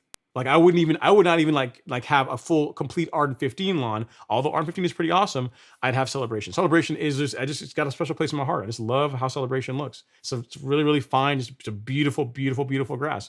And I believe there are places or sod farms in Florida that can get you that. So I might consider that, JJ. I think I am with you on going from St. Augustine to Bermuda. I wholeheartedly endorse that one. I can co-sign that. With the seed, you just got to think about whether or not it's you want the amount of effort that's going to take is worth it, especially when you get sod in and have the lawn done in a weekend. So there's that to consider. After you kill it off, right? So just something to consider. As far if you're going from seed, then yes, Arden 15 is what I would go with. But if seed is not the only play, then Celebration. Good question. And congrats. Thanks for the question. And congrats on taking on what's going to be a major project this year. Let me know how it works out. Okay, Tom B's here says, what steps should you use to reduce the height of cut from 2.5 inches to 0.75 inches? Okay, so are you trying to maintain the lawn at 0.75, Tom? If so, and you don't mind looking ugly for a while, just do it just one. I mean, and if we're talking about Bermuda, you didn't tell me what the grass is, but if it's Bermuda, I would just do it. It's going to be a lot of work. You are going to want to bag the clippings, so it's going to be a ton of work to take that much material out, depending on how large your lawn is. But you can just do it. Like Bermuda will tolerate being cut at 0.75, no problem. Here's the thing: if your goal is to maintain the lawn at 0.75, you're actually going to want to go lower than that, because if you've had the lawn this long at 2.5 inches, there's a lot of stock. The grass is going to be kind of leggy, so you're going to want to get well below 3/4 of an inch, maybe as much as half an inch. Maybe take it down to half an inch, so that what grows out will be green. So I think if you take it down from 2.5 inches to 3/4 of an inch, and that's where you intend to maintain it, you're not going to like how it looks, once the lawn begins to recover, as much as if you take it from 2.5 to below 3/4 of an inch, let's say half an inch or so, and then let it grow back to that. Like what grows back is going to be green. It's going to look a lot better. So just something to consider. You can step it down if you want, but really, if it's Bermuda, it doesn't matter. You can just you can do it all in one time. If you've got the time and the energy to get rid of that much material all in one go, again, depends on how big your lawn is. That is what I would do. I would not step it down. The only advantage of stepping it down in phases is the lawn doesn't look quite so bad all at once. But really, if you do that, if you just do one major scalp and bring it down, we're talking 10 days, and you should start seeing a week to 10 days. You should start seeing greening back up fairly nicely. So just something to consider. Something to keep in mind. Okay, next up, D-Dom says, What did you do? What do you do with the soil-free packaging once it is empty? That's a great question. That's a great question. You can throw it out if you don't. You can throw it out if you want. I believe they will actually take it back if it's not destroyed, because I mean, because it is waste, right? You don't want to waste it unless you absolutely have to. So if you are able to get the product out without destroying the bag, in our case, when I use it, I wasn't able to do that because we're using a dingo, so I needed like a lot of it out all at once. So we cut the sides and use the dingo to pull it over. In that case, all the bags were destroyed as a process of getting the sand out. But if you're going to do it, if you're going to do a manual top dressing where you're going to be able to get the sand, get all the material out without destroying the bag, I believe Soil Cubed will take it back. Give them a call and ask them. They might even give you a credit or something towards your next order if you return the bag to them or something like that. But in our case, they were destroyed, so we discarded them. But I believe you reach out to them; they might take them back and might even give you a credit for doing that. Good question. That's a good one. I've not been asked that one before. All right. Troy Ridley is here. He says, thanks for reviewing my soil test results. The ice storm has passed. Sunshine and freezing temps still to come in central Texas, Bermuda. Yeah, so just give it some time, Troy. Here's the thing. I tell you, yes, get your pre-emergent down earlier. And I know based on your soil test results, you're going to want to do some amendments. But given the fact that you've still got an ice storm that just went through and you've still got freezing temps to come, you've got time. In your case, it's probably not going to be till into March before the lawn starts greening up. So there's not really a rush. Get your stuff, what you need. Get, whatever I told you to pick up to help get the soil in a better place. Pick that stuff up and have it ready and have it good to go so that whenever March rolls around, that you're set. But just enjoy the time off, because again, it's going to be whatever 5 weeks away from the season really kicking off and getting going. So enjoy the downtime while you have it. It's not going to be here. It's not going to be here for forever. All right. Another question we have here from Daniel. Daniel is asking me, what size leveling rake would you say is best? Depends on the size of your lawn. Depends on what you're trying to do. So a 30-inch is the minimum that I would go with. 30 inches is good. 36 inches, that's the minimum I would go. I believe my R&R is a 40-inch. Reason being is I have a big lawn. I have a big lawn in the back and the front, so I have to level larger areas. So a slightly larger rake is an advantage for that. The negative to a larger rake is that it's harder to use. It's more weight to push around. It's more, I should say the rake is not harder to move around that much. In other words, the difference between a 40-inch rake and a 30-inch rake, as far as just moving the rake by itself, there's not a huge difference. But if you're moving a lot of material with a 40-inch rake, you notice a difference with that versus a smaller rake. You see what I'm saying? But in my case, because I have a larger lawn, I opted for the slightly larger one. I think they make one that's even larger than mine. I think they make a 48-inch one, which that would be a bit too big.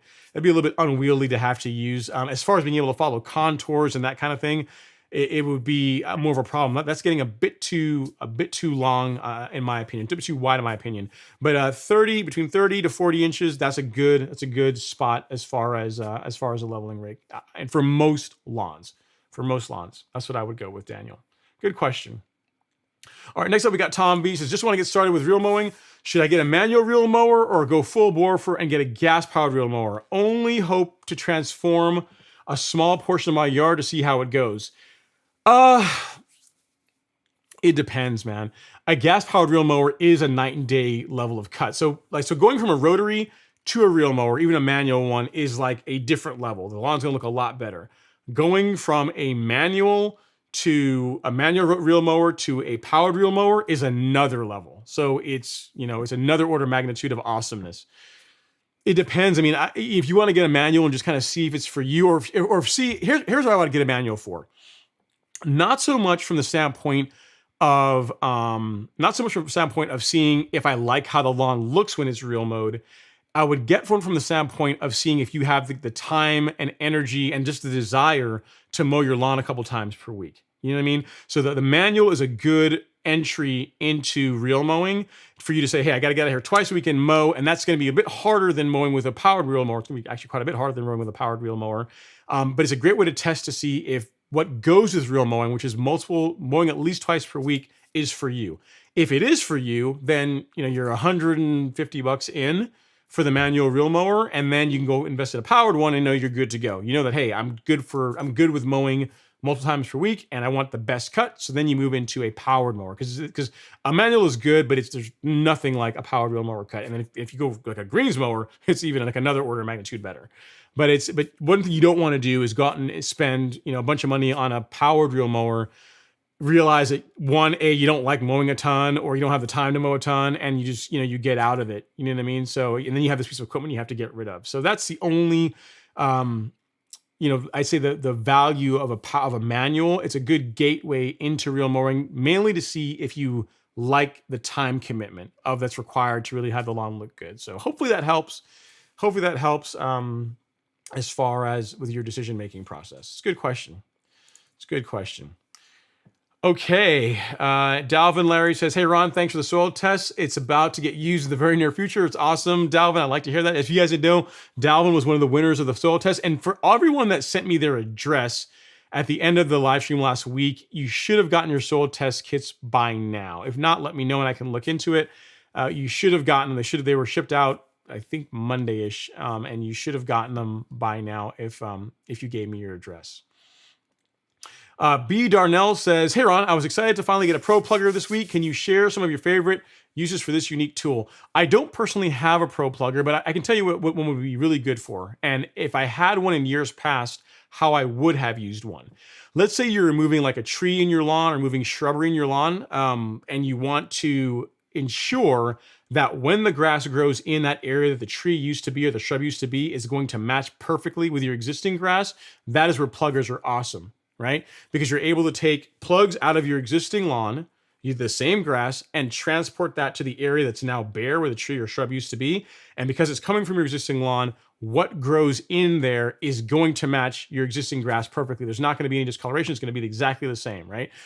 Even if you don't do that, like a negative to not using a plugger or using just sod to fill an area where a tree or shrub used to be, is even if it's the same cultivar. So say your lawn is Tifway 419 and you go out and you get a couple pieces of Tifway 419 sod and put them in, in 9 times out of 10, it's not going to match perfectly. It's going to be slightly off. It's not going to look exactly the same as your existing lawn. So for people that are trying to get as an even lawn as possible, or as a way to repair problem areas in your lawn and ensure that the grass matches perfectly, Pro Pluggers are awesome for that. It's a great tool for that case. That's the application that I see where they make the most sense.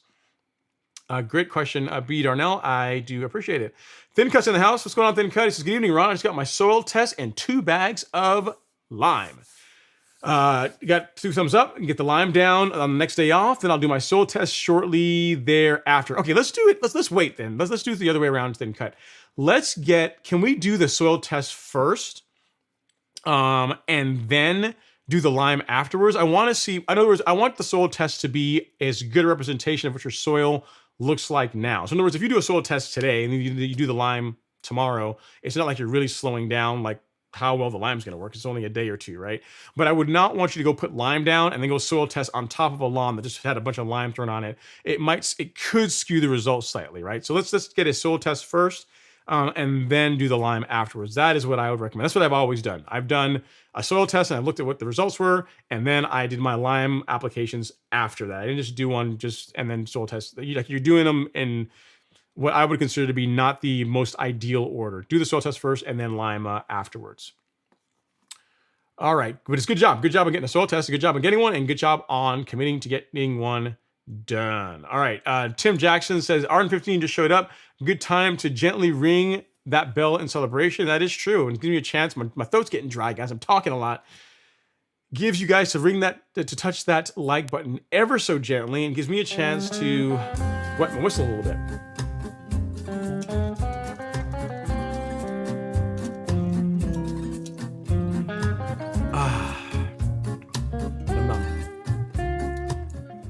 All right. Next up, we have Rolex DSSD says, yo, what's going on, Rolex? Thanks for coming to hang out in the live stream, sir. I appreciate you. Thanks for hanging out. And Fairway Bermuda Lawn has a question about my lawn process as far as scalping. He says, Ron, will you start the spring off cutting grass at 1/2 inch and work up to 1/4 of an inch? That's how I'm starting. Yeah, Daryl. So I am going to do a scalp. I'm debating, man. I'm debating going kind of aggressive on the scalp this year. So normally I would, because I'm going to go at 3/4 of an inch or maintain the lawn at 3/4 of an inch this year. So normally I would only go down to 1/2 inch, but I'm thinking about going a little bit more aggressive. I might just go down to like 0.3, maybe low, like really low. Just really clean the lawn out, clean out the lawn, clean out a lot of debris in there. Just really get it bare and thinned out quite a bit. I'm thinking about doing that. The more I think about it, the more I'm leaning towards that. So here in the next week or two, I'll do like the pre-scalp, and then in early March, I'll do like the final shebang. So that's what I'm leaning towards. I'm going to do at least what you're talking about, which is 1/2 inch, but I'm probably going to go more aggressive than that. The more I think about it, the more I am leaning towards that. Plus, I asked the audience in the YouTube stories, and everyone was saying, "No, man, get it done. You really go aggressive on it." So I think that's what I'm going to end up doing. Be fun. Give the lawn a really good reset. Clean a lot of the material out. Just give the lawn a fresh starting point for this season and see how it does. Chris Burkett is here. He says, "Hey, I use azoxystrobin and propiconazole, Headway G, to control large patch during seasonal temperature changes. Does it actually kill the fungus or just strengthen the grass to push through the disease?" It suppresses it, so it will knock back large patch. And as far as any large patch that's any lingering large patch, it's not going to be able to get a foothold. So it does not strengthen the grass. It actively attacks the fungus, if that makes sense, Christopher. So yes, it does go after the fungus. It's not something it's like a fertilizer of sorts for improving the grass. It is a fungicide. It is killing the fungus. It is actively going after it. So yeah. And the thing is, if you've had an issue with large patch, and you're not just doing this just as a preventative, if you've actually had issues with it, then do your application, and then 28 days later do a follow-up, and that should have you in good shape for keeping the large patch away, just to be safe. Not always necessary to do a follow-up at 28 days later, but just if you're really trying to be safe and don't want to have any kind of remission, anything surfing its ugly head, do a follow-up, and that's gonna give you the best potential result. All right, Demare is in the house. What's going on, man? Says, "What's up, Ron? Another foot of snow here in the Springs. Fingers crossed in Colorado Springs. Fingers crossed the Springs. A foot of snow. Good grief, man. That sounds absolutely. A foot's like that, man. That's. Whew. Sounds painful. You know what? Here, Demir. I've got to get you on the live stream. Here's the thing. Even if you come on for like a 30-minute segment, you got to tell us what it's like to deal with, like, what kind of pain you guys go through on a golf course when you're dealing with a foot of snow, like all the snow removal and everything that goes into that. Even if it's only for 30 minutes, just to let us know what goes into that process. It'd be interesting to hear. Even if you can't hang out for the entire live stream, it'd be cool just to hear that. Because I know that's keeping you crazy busy right now as far as work goes. But yeah, that's a lot. Hopefully we never get that in Georgia. That would be the end of Georgia, man. I can't imagine a foot of snow in Georgia. Whew. All right, Jack Riff is here. He says, "Rained 3 weeks ago for 5 days straight. The side of my house that gets a lot of shade and no sun this time of year is still muddy with water/puddles. Just wonder what I can try to make it dry out." So anything you can do to improve the drainage, Jack Riff, I don't have pictures of it, so I don't know exactly what you're dealing with, but if you can install some drainage, if you can do like a catch basin, something to evacuate the water from the area to where it doesn't pool and stay there, is going to be your best bet. Because you say you don't have sunlight, and that's the thing, but really it's not so hot right now that you're really losing that much of it to evaporation. It's really more, I think, the area that air just holds on to water, right? It's either like a bowl to where water just sits there and pools, and your best bet's going to be to get some drainage in there. Top dressing, if you've not considered that, top dressing later on this year or in the spring can also help, or will also help with drainage as well, but or can help with it being able to pull water away from the surface. But you're also going to want to fix drainage as well too. You're going to want to do that. So look into like why the water's settling and see if there's any way you can do anything. You can do is, again, catch basins or some of that flex tubing, like that black flex tubing, you can use to kind of to get the water away from the area so that it dries out a bit faster. That is what I would do. All right, next is Wise Guy. What's going on, Wise Guy? Says, "What's up? Glad to join the group. How far are we from yard work?" Depends. If you're doing pre-emergent, it could be tomorrow you could be doing yard work. Tomorrow you could be doing yard work. I mean, if you are talking about mowing and doing fertilizer and doing PGR and top dressing, it's a month, at least a month for the fertilizer portion of it, and top dressing probably 2 months, 2.5 months. But if you're talking about pre-emergent, that's something you could do this weekend. So it depends on what kind of yard work we're talking about, Wise Guy. Depends what kind of yard work we're talking about. But glad to see you, sir. Glad that you took some time out to hang out in the live stream. I appreciate you. All right. Next up is Chris Koch. He says, thanks for suggesting my soil.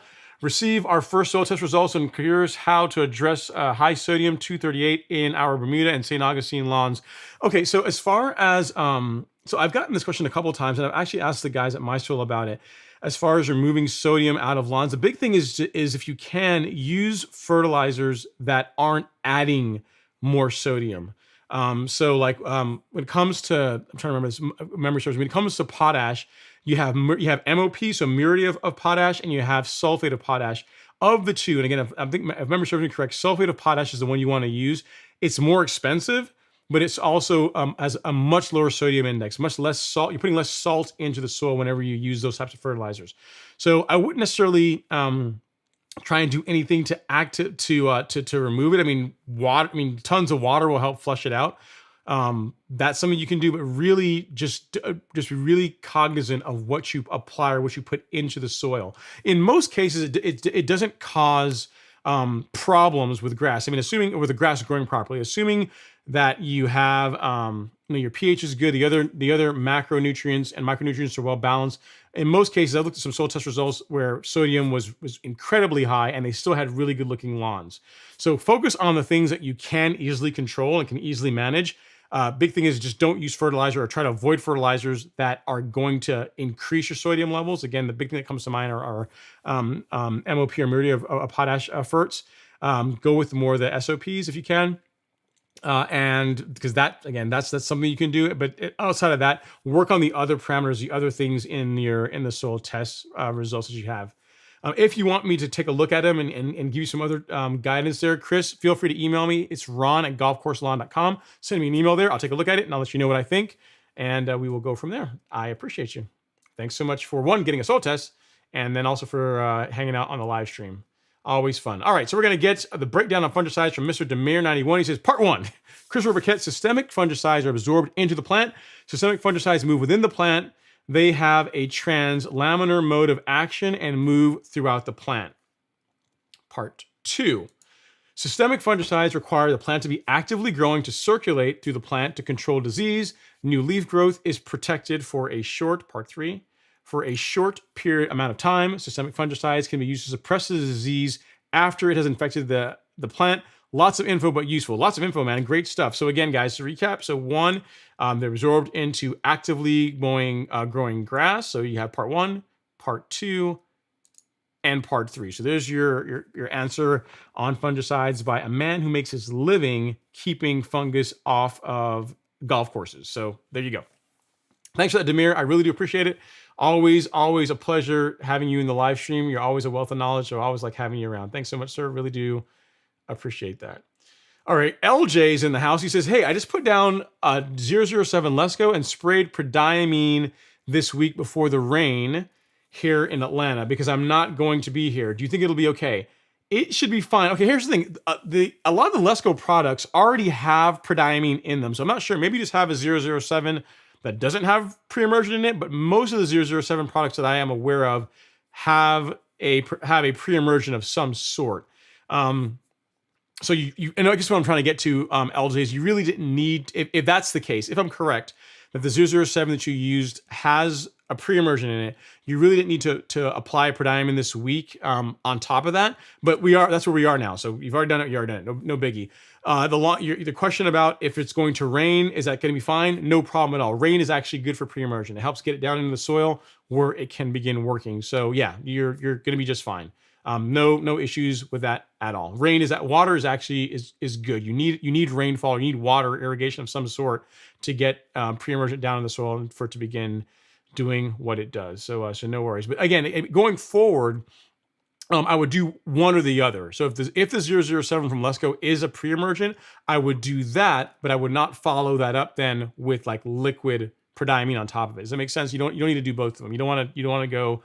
You don't want to exceed your annual rates on pre-emergent. All right, Brooklyn Boy has a question. He says, "Have you ever used poop or coop poop on your lawn?" I have not. I was asked this either last week or the week before, and I don't even know the product. I've never even heard of it until the live stream. I keep saying I'm gonna look into it, and I haven't yet. So maybe I will. Let me send a text message to myself. That's, believe it or not, that's how I make sure I actually, it's like my little diary of how I know of things that I actually want to make sure that I look into, because I look at my phone, I'm like, oh, I'm supposed to look into that. So there you go. I sent a text to myself, so I will look into coop poop after the live stream. But no, I don't have any experience with it. Don't know how it works. It sounds like it's, I guess, like chicken poop, because it sounds what it sounds like based on the name, but I've not used it to be able to know how well it works. Okay, Dwizzle is in the house. He says, can't believe I missed your question. He says, where am I? He says, oh, hey, Ron, haven't caught a live in a while, but checking in tonight. What are your thoughts on burning the lawn in the spring instead of scalping? What are the pros and cons in Georgia, Bermuda? Thank you very much. Okay, so I have a friend that has burned his lawn. He did that in his neighborhood. I'm pretty sure it's against the house association rules to do that, but he did it, and his lawn recovered just fine. I don't think is it an easier way to remove the grass than scalping? Yes. Are there advantages to it over scalping? I don't know. The jury's kind of out on that. Some people say it's a way to put carbon into the soil. But most places don't allow it. Like most subdivisions will not. You can't set your lawn on fire, so you can get in trouble for doing it. And then they can also just get away from you. You got to be careful. Like you don't want to burn your lawn or burn your neighbor's lawn or start a fire. So in my opinion, the cons outweigh the benefits. So I'm not a fan of it. I've seen a lawn where it's been done. The lawn recovered. It looked fine afterwards. But I don't know that it's going to be, as I say, it's going to be materially better than just scalping your lawn. Other than by scalping your lawn, you're not going to get the fire department showing up or a nasty letter from your HOA. So that's one advantage for scalping versus setting your lawn on fire. So I wouldn't do it unless you live somewhere where that's actually allowed. That's my 2 cents on the matter. David Polanco says, the more you mow. You're right. The more you mow. You can see the star flying across the screen right now. The more you mow. The more you mow. All right. Justin says, if I use Headway G for preventative use, will it be a waste to use Biospectrum, or am I off my way of thinking? Okay, so that's a great point. It's an excellent question, Justin. Part of the reason what Biospectrum was designed for is where a lot of places where it's used is on professional turf, is used on golf courses, where they use a lot of fungicides, which are very hard on microbial activity. So what you can do is, yes, use your Headway, use the Headway G, your fungicide, but then once you're done, then like a week later or whatever, apply your Biospectrum. Apply that. That's going to help jumpstart restoring the microbial activity in your soil. That's literally what the product was designed for. So yes, that's your question. It's not a waste. I would do it afterwards. I would not do it, I would not put Biospectrum. I would not use Biospectrum and then go do Headway G the next day. I would do the Biospectrum afterwards. But it's one of those things that if you're following my program, you're going to be doing it monthly anyway. So as long as you're just following what the program that we have in the Golf Course Lawn Academy, and you're doing it once a month, you're going to be fine anyway. Even using fungicides, you're going to be doing things to help restore that, along with the granular carbon, like in the Essential G. Like all those things help improve the soil microbial activity. So I wouldn't sweat it too much. Wouldn't sweat it. Okay, next we have Mufash88 has a question about a large oak tree. He says, under my large oak tree, the roots are showing through the grass now, and the grass is thinning out. Should I put down soil on top of the roots and reseed? So here's the thing, Mufash. If the grass isn't growing there now, it's probably not going to grow. The big problem with having a tree that's that large, you have an oak tree and it's large enough that the roots are actually protruding out, and the grass is thinning out. It's not necessarily, granted, the tree is consuming a lot of the nutrient in that area, but it's also causing a lot of shade. And shade is the enemy of grass, of healthy grass.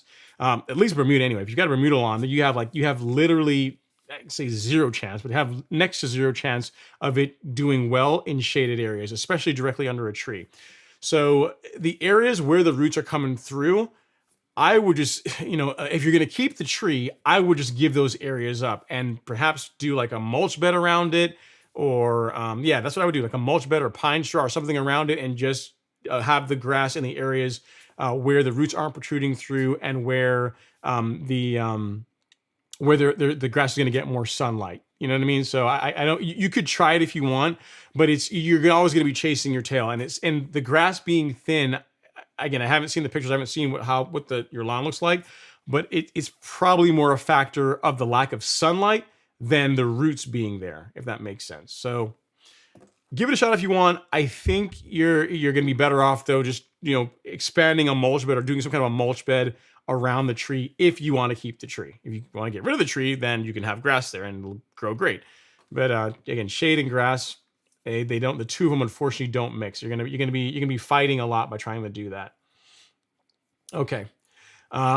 Next up we have Ben Brinkman. He says, "Hey, Justin, Headway G is a waste. Go liquid." I respectfully disagree, Ben.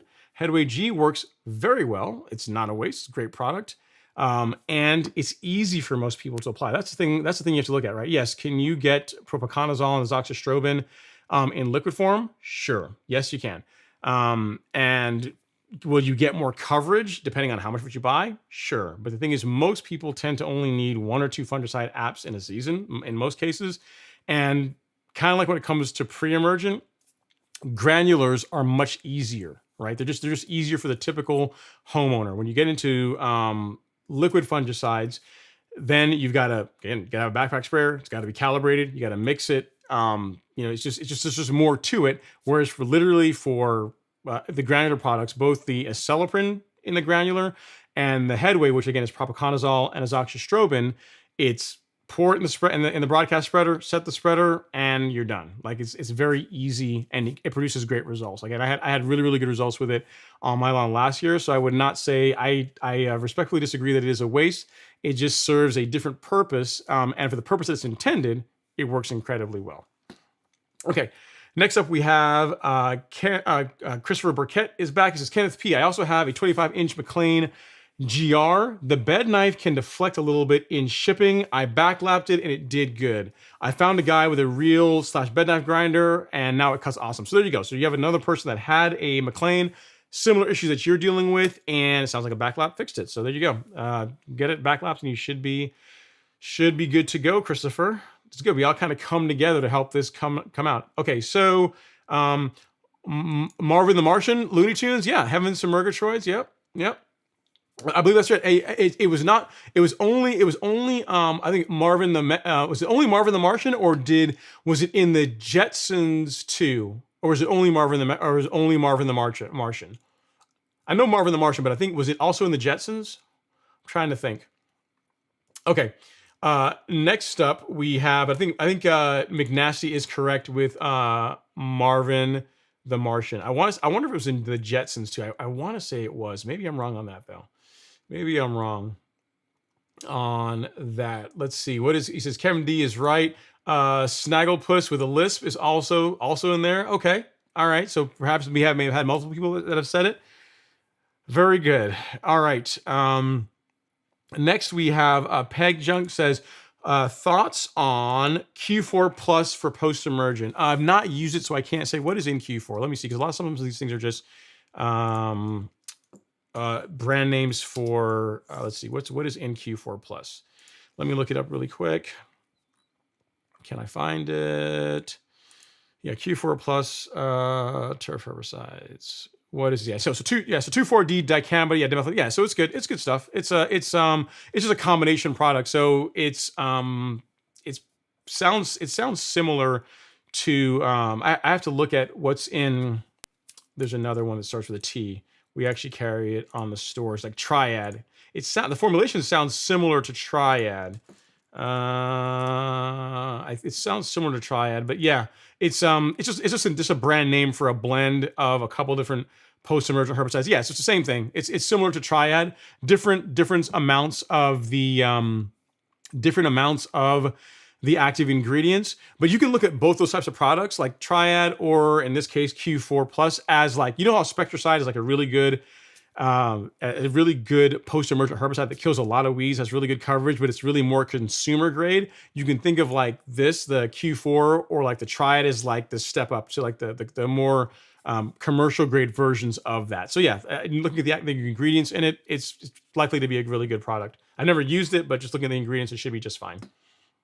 Should fit the bill for what you're trying to do. All right, we got Kevin D. He says, I grew up on that and followed by Godzilla and Kung Fu Theater all day. That was Saturday all the morning menu from 9 to 6, then wrestling. Yeah, man, those are the good old days. Lawn Whisperer's in the house. What's going on, Lawn Whisperer? Justin, what's going on, dude? Hopefully you're doing well. Hopefully you're not snowed in or wherever you are. Thanks for coming to hang out in the live stream. Always good to hear from you. Very, very cool. It says, hey, Ev does it. What's going on? It's oh yeah, he says hi to Justin. He's just shouting him back up. Thanks for coming to hang out, sir. Hopefully you are doing well. We're starting to wind down, guys. Starting to wind down. You guys are talking me out. Let's see if there's any more questions. Mark F is in the house. He says he's late to the party. You're late, but you're here. So that's all that counts. You're present and accounted for. Present and accounted for. We don't take roll call here. You don't have to be here at the start of the show, just as long as you show up at some point. Lonzo Learns in here. And then also Lance F says, Ron, my man, my buddy. What's going on?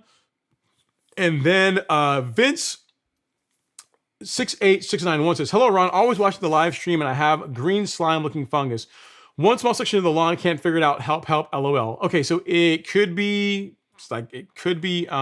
It could be it's probably algae. It's probably algae or moss. You're thinking it's fungus, but it's probably algae or moss what you're dealing with. So a lot of times those are indicative of a drainage problem.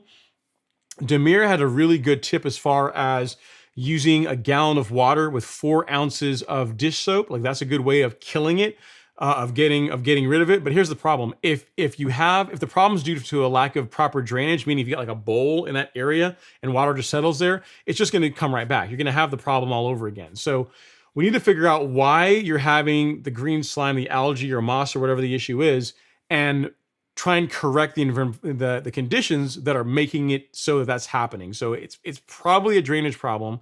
So if it's either a combination of drainage and lack of sunlight. So shaded and water, a place where water pools. So if we can do something to help with that, we can to where that area, the water can move away from it, can run out to the street or just somewhere away from that, the water doesn't sit there. That's going to do a lot for getting rid of having algae or moss problems. So again, you can do that. You can try that trick out if you want. A gallon of water with 4 ounces of dish soap and apply it to the area. But I would also look into trying to understand what is actually causing the issue. And I would be willing to bet that it's a drainage problem of some sort. Almost always is the case. I appreciate you watching the live stream too as well. Thank you for that. Okay, Ogsan is in the house. He says, hey, really excited for this upcoming season. Order several pallets from Soil Cubed. Nice. Got my Essential G. Love it. And Fertilizer. Also good. Just waiting on the weather and season. Thanks, Ron, for all you do. You're very, very welcome. Thank you for watching. You guys didn't watch, I wouldn't be here. I'd just be here talking to a screen by myself, and that wouldn't be fun. So I appreciate you guys taking some time out of your Friday evening to hang out and talk about grass and turf and top dressing and fungus and all this kind of stuff. All right, next up, Will Dog Hale State says, keep one of the soil bags. Those big poly tote bags make great carriers for leaves and grass clippings. That's a good point. It's a great point, Will Dog. So if you have a bag and you didn't destroy it as a part of getting the product out, that's a good way to keep it. Yeah, he's right. Use it for moving stuff around like leaves or things along those lines. That's a really, really good point. Great point. And then Thincut says, I will absolutely get the test done. Thank you for your advice. Good job. Thanks. I appreciate that. And then Brick Rehab says, Ron, remember you are scalping listen, I have never said that I'm scalping in a kilt. I said at some point if a kilt showed up or someone was willing to do something with a kilt, maybe I did not. I do not recall where I said I am scalping the lawn in a kilt. I don't think I said that. Did I say that? I hope I didn't say that. Sure hope I didn't say that. I mean, it'll be like me in a kilt with leggings. It would be horrible. You imagine that scene, man. You're never going to be able to unsee that. Never going to be able to unsee that. All right, James Barraza says, what are your thoughts on dethatching zoysia or Bermuda using big yellow bag to top dress? I think it's a good idea if you want to thin out the turf. If it's built up a bit, if you've got some thatch and you want to thin it out, sure, go for it. And then using the big yellow bag, their Soil Cube leveling mix of top dress, I think it's a great option. I mean, as far as top dressing mixes that I've used, it's by far the best stuff. Super clean, super, super clean.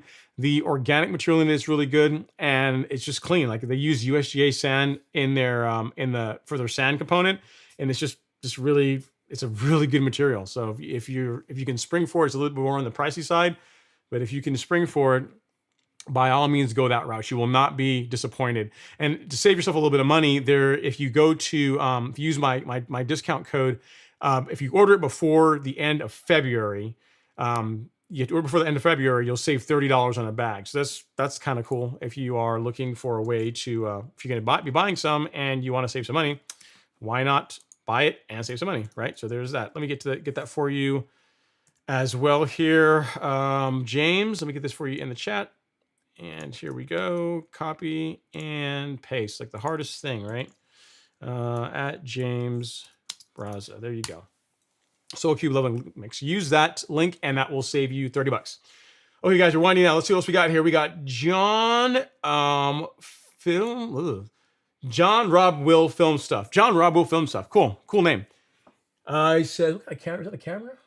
Can't tell. He says, okay, what's up, Ron? I have a lawn that is 80% zoysia in the transition zone, Maryland. Soil temps are freezing right now. When should I scalp this lawn? Not right now, when it is actively growing. So let's say, zoysia, if you're going to scalp it, let's wait until a little bit closer to when the lawn's going to start, it's going to be actively growing. So if you're still in Maryland and you still got freezing temps, March. I mean, here's the thing. You can scalp in March. I mean, I tend to do it earlier. I tend to break it up into 2 sessions. John, mainly because I have so much like area to have to deal with that I don't want to do it all in one session. I've done it before in one session and it's just not fun. It's just absolutely horrible. It's along the lines of like top dressing. It's that much work. So if you can wait until March till temps warm up a bit, where you're getting close to the point where the grass is going to start waking up and growing and loving life, that is when I would do it. I wouldn't do it right now because again, there's no reason. Your soil temps are, the grass is still very much in dormancy. You are probably going to get some more snow in Maryland between now and springtime. So there's no reason to do anything that could potentially weaken the ability for the grass to resist a lot of excessively cold weather that you're probably still going to get between now and March. Wait till March to do your scalp. That is what I do. That's the safest. That's the safest course of action. Travis, what's going on, man? Travis Winston's in the house saying, hey, happy Friday, everyone. What's going on, Travis? Thanks for hanging out, coming to say hi. And then Andrew is next. He says, I've heard that gypsum can break up and reduce sodium in soil, and enough rain or irrigation can get the sodium below the root zone where it will no longer negatively affect the grass. That's what I've heard. The big thing I've heard is water. So you can use enough, if you get enough like heavy rain or enough irrigation, you can literally wash the sodium, the salt low enough down in the soil that it doesn't, to your point, is not nearly, even though it's still there, it's not in an area that's going to affect the grass. But again, most soil test results that I've looked at, and also looked at lawns for people that have higher sodium soil, it hasn't negatively affected. In other words, the people that have problems, their lawn doesn't look great, there's usually something else that's the issue. And then when they've corrected those things, the sodium was still high and the lawn looked great after correcting the other problems. In a lot of times, it's macro levels being low and the pH being off. Those are the things that I tend to see that have the biggest bang for the buck as far as improving your turf. Okay, next up we got Turf Mechanic Briefs. Says, hey Ron, what's up, Ron? Is it spring yet? It is not spring yet. It's not. Wish it were. Getting close. But it'll be here before we know it, man. It'll be here before you know it. Don't sweat it. It'll be here before you know it. And Eton Raka is throwing it in, saying it's the Great Gazoo in the Flintstones. I think multiple people may have said heavens to Murgatroyds. It might not just be one person. It might be a thing that multiple people in that era, 80s era of cartoons, like cartoons they could never make today. You think about it, most of the cartoons that we grew up on, like they couldn't make them today. There's no way with cancel culture. There is no way they would be able to make a lot of the cartoons that we used to watch as kids in this day and age. Even the Flintstones probably not. Flintstones probably wouldn't make it. All right, and then Turf Mechanic Briefs on is chiming in on Arden 15 says, yeah, I germinated Arden 15 in a pot in 7 days with minimum temps of 72 degrees overnight. Yeah, so that's along the lines of what I saw. Turf Mechanic. So I did it in a planter. I used carbonized PN, which is kind of like a cheat code, kind of like cheating because it's as far as like some of the richest stuff you can use to grow anything in.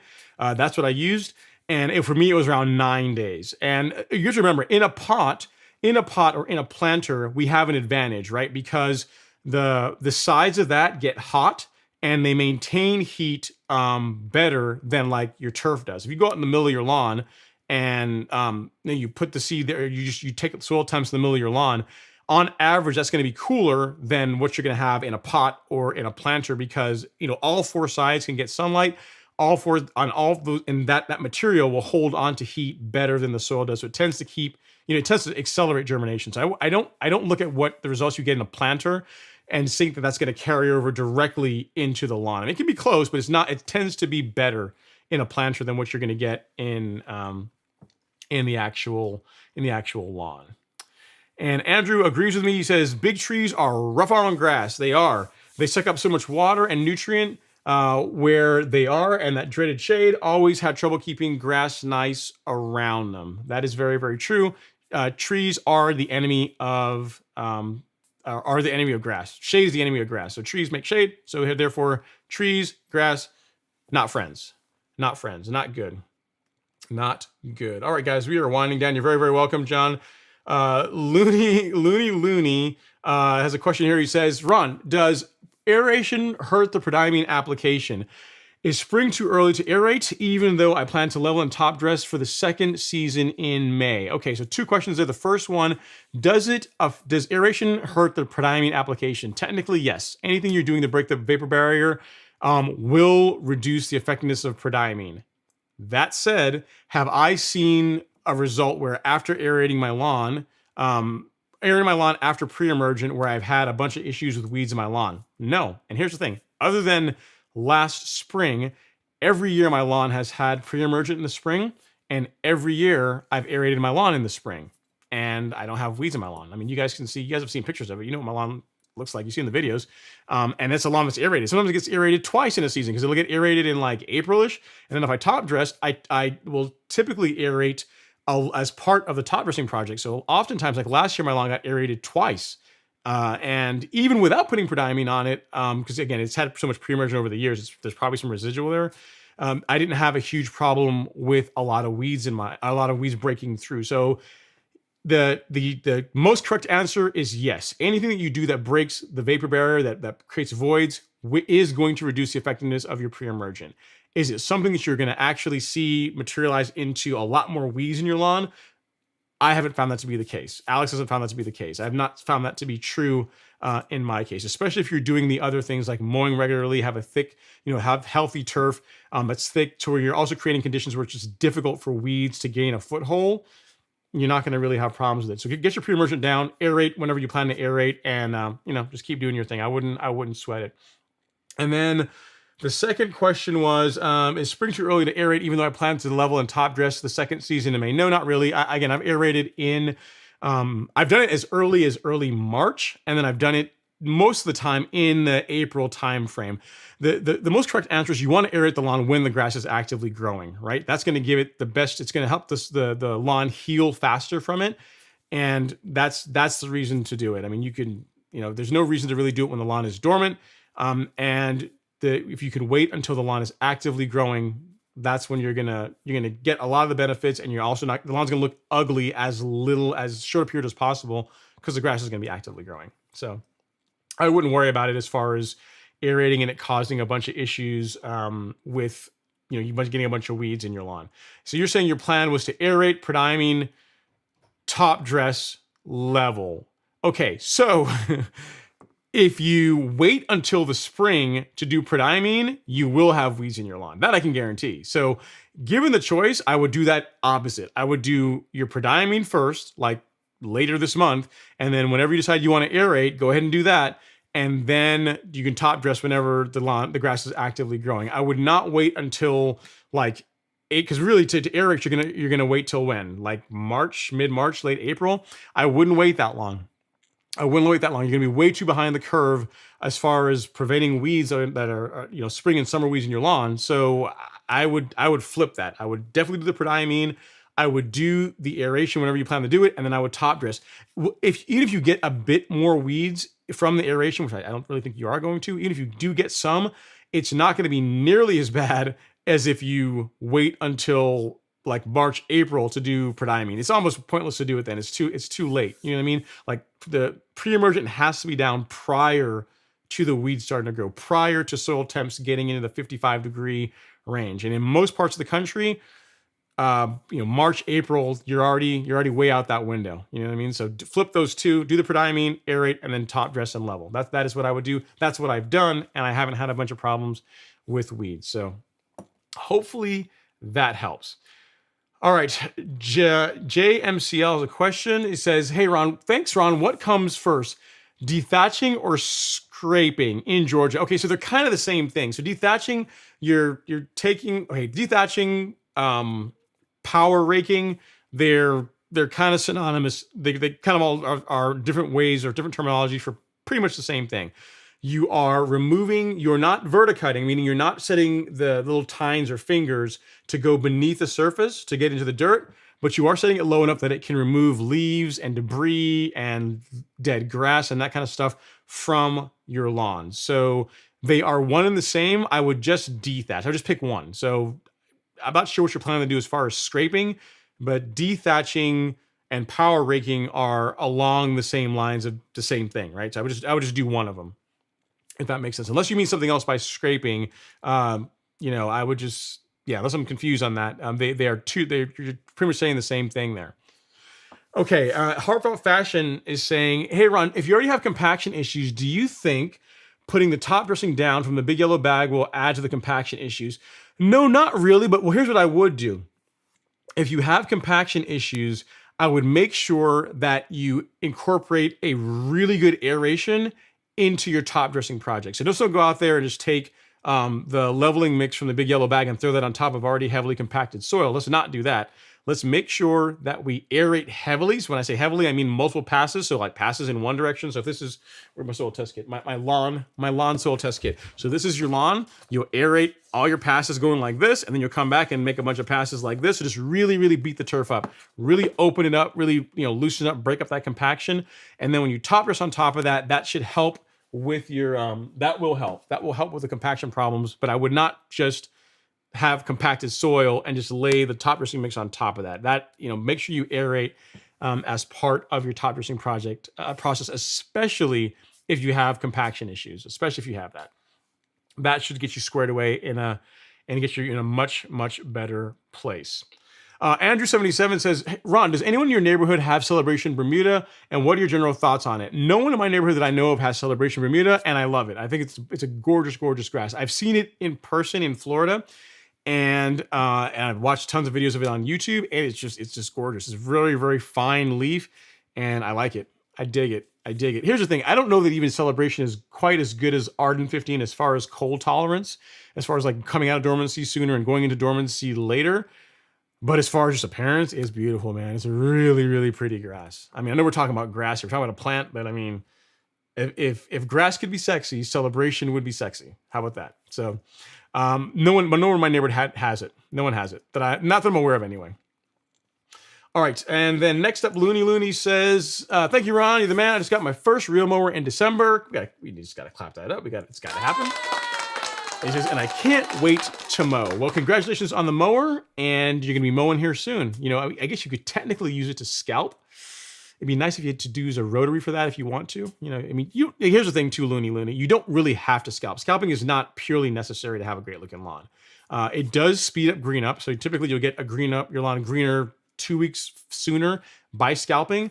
But if you have a brand new mower, especially if it's one that has just freshly been sharpened, I would be hesitant to scalp it because then you're gonna have to go and get it sharpened again. But now if you got a brand new mower and it's not sharp yet, it hasn't been serviced yet, then go to town, go out and scalp with it and then take it in and get it sharpened up. And then you'll be good to go. But again, congrats on the mower. Looking forward to hearing what you do on your lawn this year. Definitely keep me posted. And man, congrats again. What were you saying was scalping? Okay, so what JMCL was saying, what comes first, dethatching or scalping? I would scalp first. If it were me, I would scalp first, and then I would dethatch. I would remove the material, remove a bunch of material as possible, and then if you want, go ahead and dethatch on to after that. So if whatever's left over from scalping, you're gonna create less work for yourself by scalping and getting rid of a lot of the grass you want to get rid of anyway. and then dethatching or power raking and cleaning out what's left. So I would scalp and then dethatch. That is the order that I would do things in. So thanks for the clarification on that. You see, he says here scalping. Thanks for the clarification on that. It makes it a lot easier. All right, James Herrera, last question and comment of the evening. He says, I tested my soil and my pH is 8.1. That's up there. That's up there. It's definitely more on the alkaline side. And we live in West Texas. I put down 30 pounds of sulfur about 3 weeks ago, hoping to bring it down in 1,200 square foot lawn. Do you have any other recommendations? It's just going to take time, man. 8.1 is really on the alkaline side. So what some of the recommendations I can tell you, right, is with your soil pH being that high, micronutrient absorption is going to suffer. Like iron and some of the other micronutrients are just not going to, they're not going to be as readily available in high pH soil like that. So what you can do for your micronutrients is spray them. So use like liquids for that. Like, so foliar uptake, that's a way to kind of cheat the system instead of like using like a fertilizer. Like a perfect example, I'll show you. Like we can go for a drive. We can go for a quick drive and I can show you what I'm talking about. So if you take like a starter fertilizer, like the Yard Mastery Triple 12, like this guy, right? So this is a balanced fertilizer that has a complete set of micronutrients as well. So it's equal amounts of nitrogen, phosphorus, and potassium, but for your micros, it's got everything. Like if you look on the label here, if I can actually pull it up, see, it's got well, I gotta get my face off so you guys can actually see it. That would help, Ron. All right, so you look there, you've got an assortment of boron, copper, iron, manganese, molybdenum, and zinc. Problem is, some of those are not going to be as available in a highly alkaline soil. So what we want to do is, instead of using something like this, I mean, if you need like the NPK, you could use this, but for your micronutrients, that's where something like Nutrizolve is going to come into play. Actually, I'll come back here.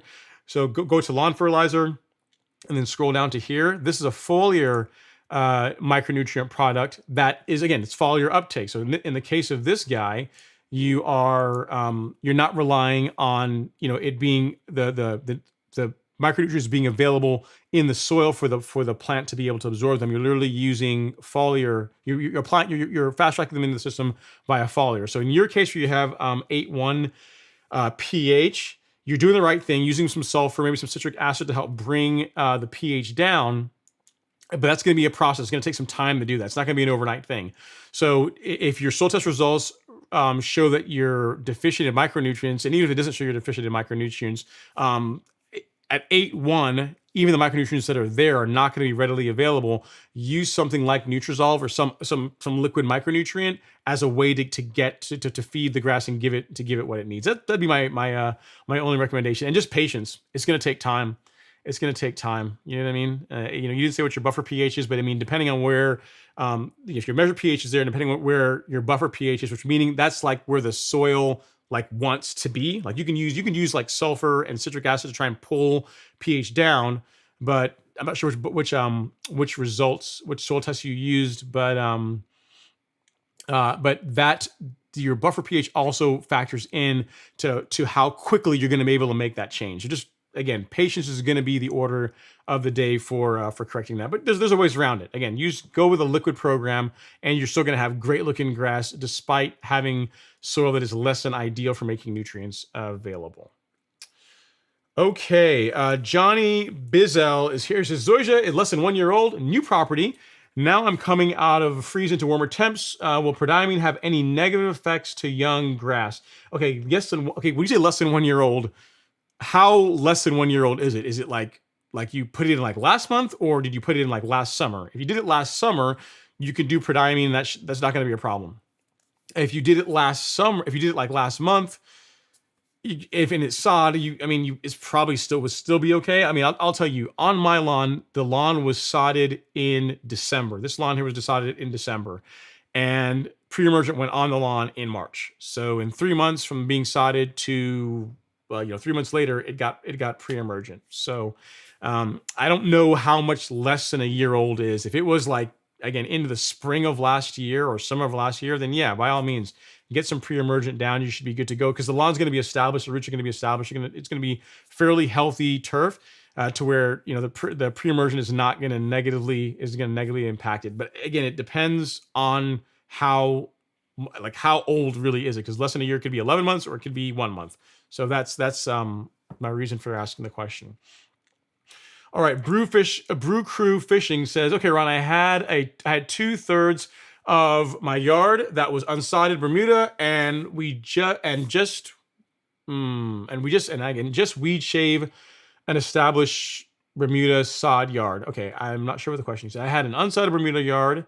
Okay, unsodded, and you weed shaved and you did something with an established Bermuda. I don't understand the comment or question, sir. But if you put it in really quickly, because I'm about to wrap up the show, if you put it in really quickly, I'll revisit it. Or you can email me your question, what you were asking here, to ron@golfcourselawn.com. Send me an email there, and I'll help you out. I don't understand what the question or comment is, but yeah, Johnny, back to you. Yeah, last summer you should be good to go. I would do, if it were me, I would do pre-emergent, because if you don't, you're gonna have a lot of weeds in your lawn this spring and summer, and that's no fun. So I would not do that, especially with zoysia being a little bit more delicate, being one of the more slower growing grasses. You don't want to have to be smacking it with post-emergence in the spring and summer months. So get your pre-emergent down and should be good to go. All right, Justin Aguilar, last few comments here. He says, should for Tifto Bermuda, should I purchase a verticutter, dethatcher, or was there not much benefit that you saw? Here's the thing. I have verticut my lawn one time. I didn't even do it. I had it done by a service. And as far as dethatching, I've dethatched it like one time. Everyone that has like an Allet or a what's the other one, the Swordman, or they have like a power rake, they love it. You talk to the guys over in the UK, like Robbie and Garden Lawn Care, like those guys, they swear by dethatching. They do it they do it all the time. They do it like monthly, right? So I have not done it enough to be able to say that yes, it makes an amazing difference in my turf. Those guys have really good lawns, so I'm inclined to believe that if you can incorporate that into your monthly program where you're going to dethatch or just thin out the turf, keep trash out of it, that you're going to see some benefits. I've not just done it enough to be able to say that yes, if you do that, you're going to see this. Maybe that's something for me to try this year. If I can get my hands, I don't know where I keep it. Because like the Sun Joes, like the electric ones, I gotta get a power cord. And I gotta run all over the lawn with them. I don't know if that's gonna be fun. I want to have something that I could just throw gas in and run and just go through the entire thing and just be done with it. So I'll have to see. That's something cool to try out this year, Justin. That'd be a good project. That's something I have not done. Regular dethatching. It'd be cool to see what result that produces in my lawn. And you never know. I might be the biggest zealot for it after actually trying it. So good point. You gave me a good idea for this year's content. All right, next up, the last person is saying, Dan Knitz says, love your content, brother. Suggestion for root rot recovery in St. Augustine. I don't know on that one. I'm not sure on root rot in St. Augustine, Dan Knitz. I don't know. A good person to ask for that would be Alan Hain. The lawn care nut, if anyone has, I'm sure he's probably dealt with that at some point in his lawn. And as far as suggestions on how to particularly to take care of that, he will have the answer. He will know. I will also take that under advisement. Let me take a screenshot of your question, and I will ask. I'll ask him. I'll reach out to Alan. I'll ask him what he thinks as far as root rot recovery in St. Augustine lawns.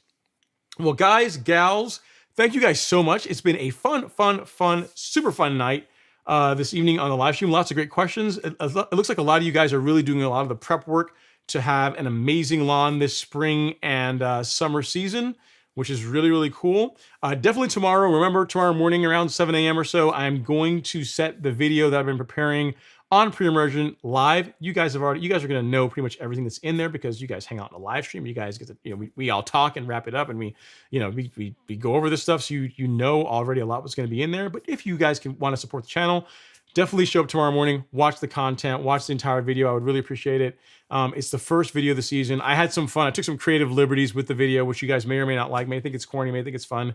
You guys can comment and let me know what you guys think. I truly do appreciate it. Thanks so much for coming to hang out in the show. Again, if you need your pre-emergent, your herbicides, if you're looking for any kind of your starter fertilizer or a stress blend or like a high potassium fertilizer, we have all of those in stock and shipping now at the Golf Course Lawn Store. Humic Max is in stock and shipping at the Golf Course Lawn Store.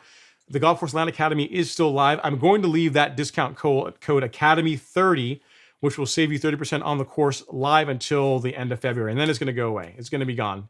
Really, it was designed for people that that after I raised the price, people were saying, hey man, I was going to sign up and it's more expensive now. So I made that code available for people that were interested in that, but I can't leave it at that price forever. So if you're interested in it, Academy30 is going to be the discount code. It's going to be until the end of this month, and then it goes away. So if you want to sign up, consider that. Thank you guys so much for watching. I truly appreciate it. I will see you guys next time.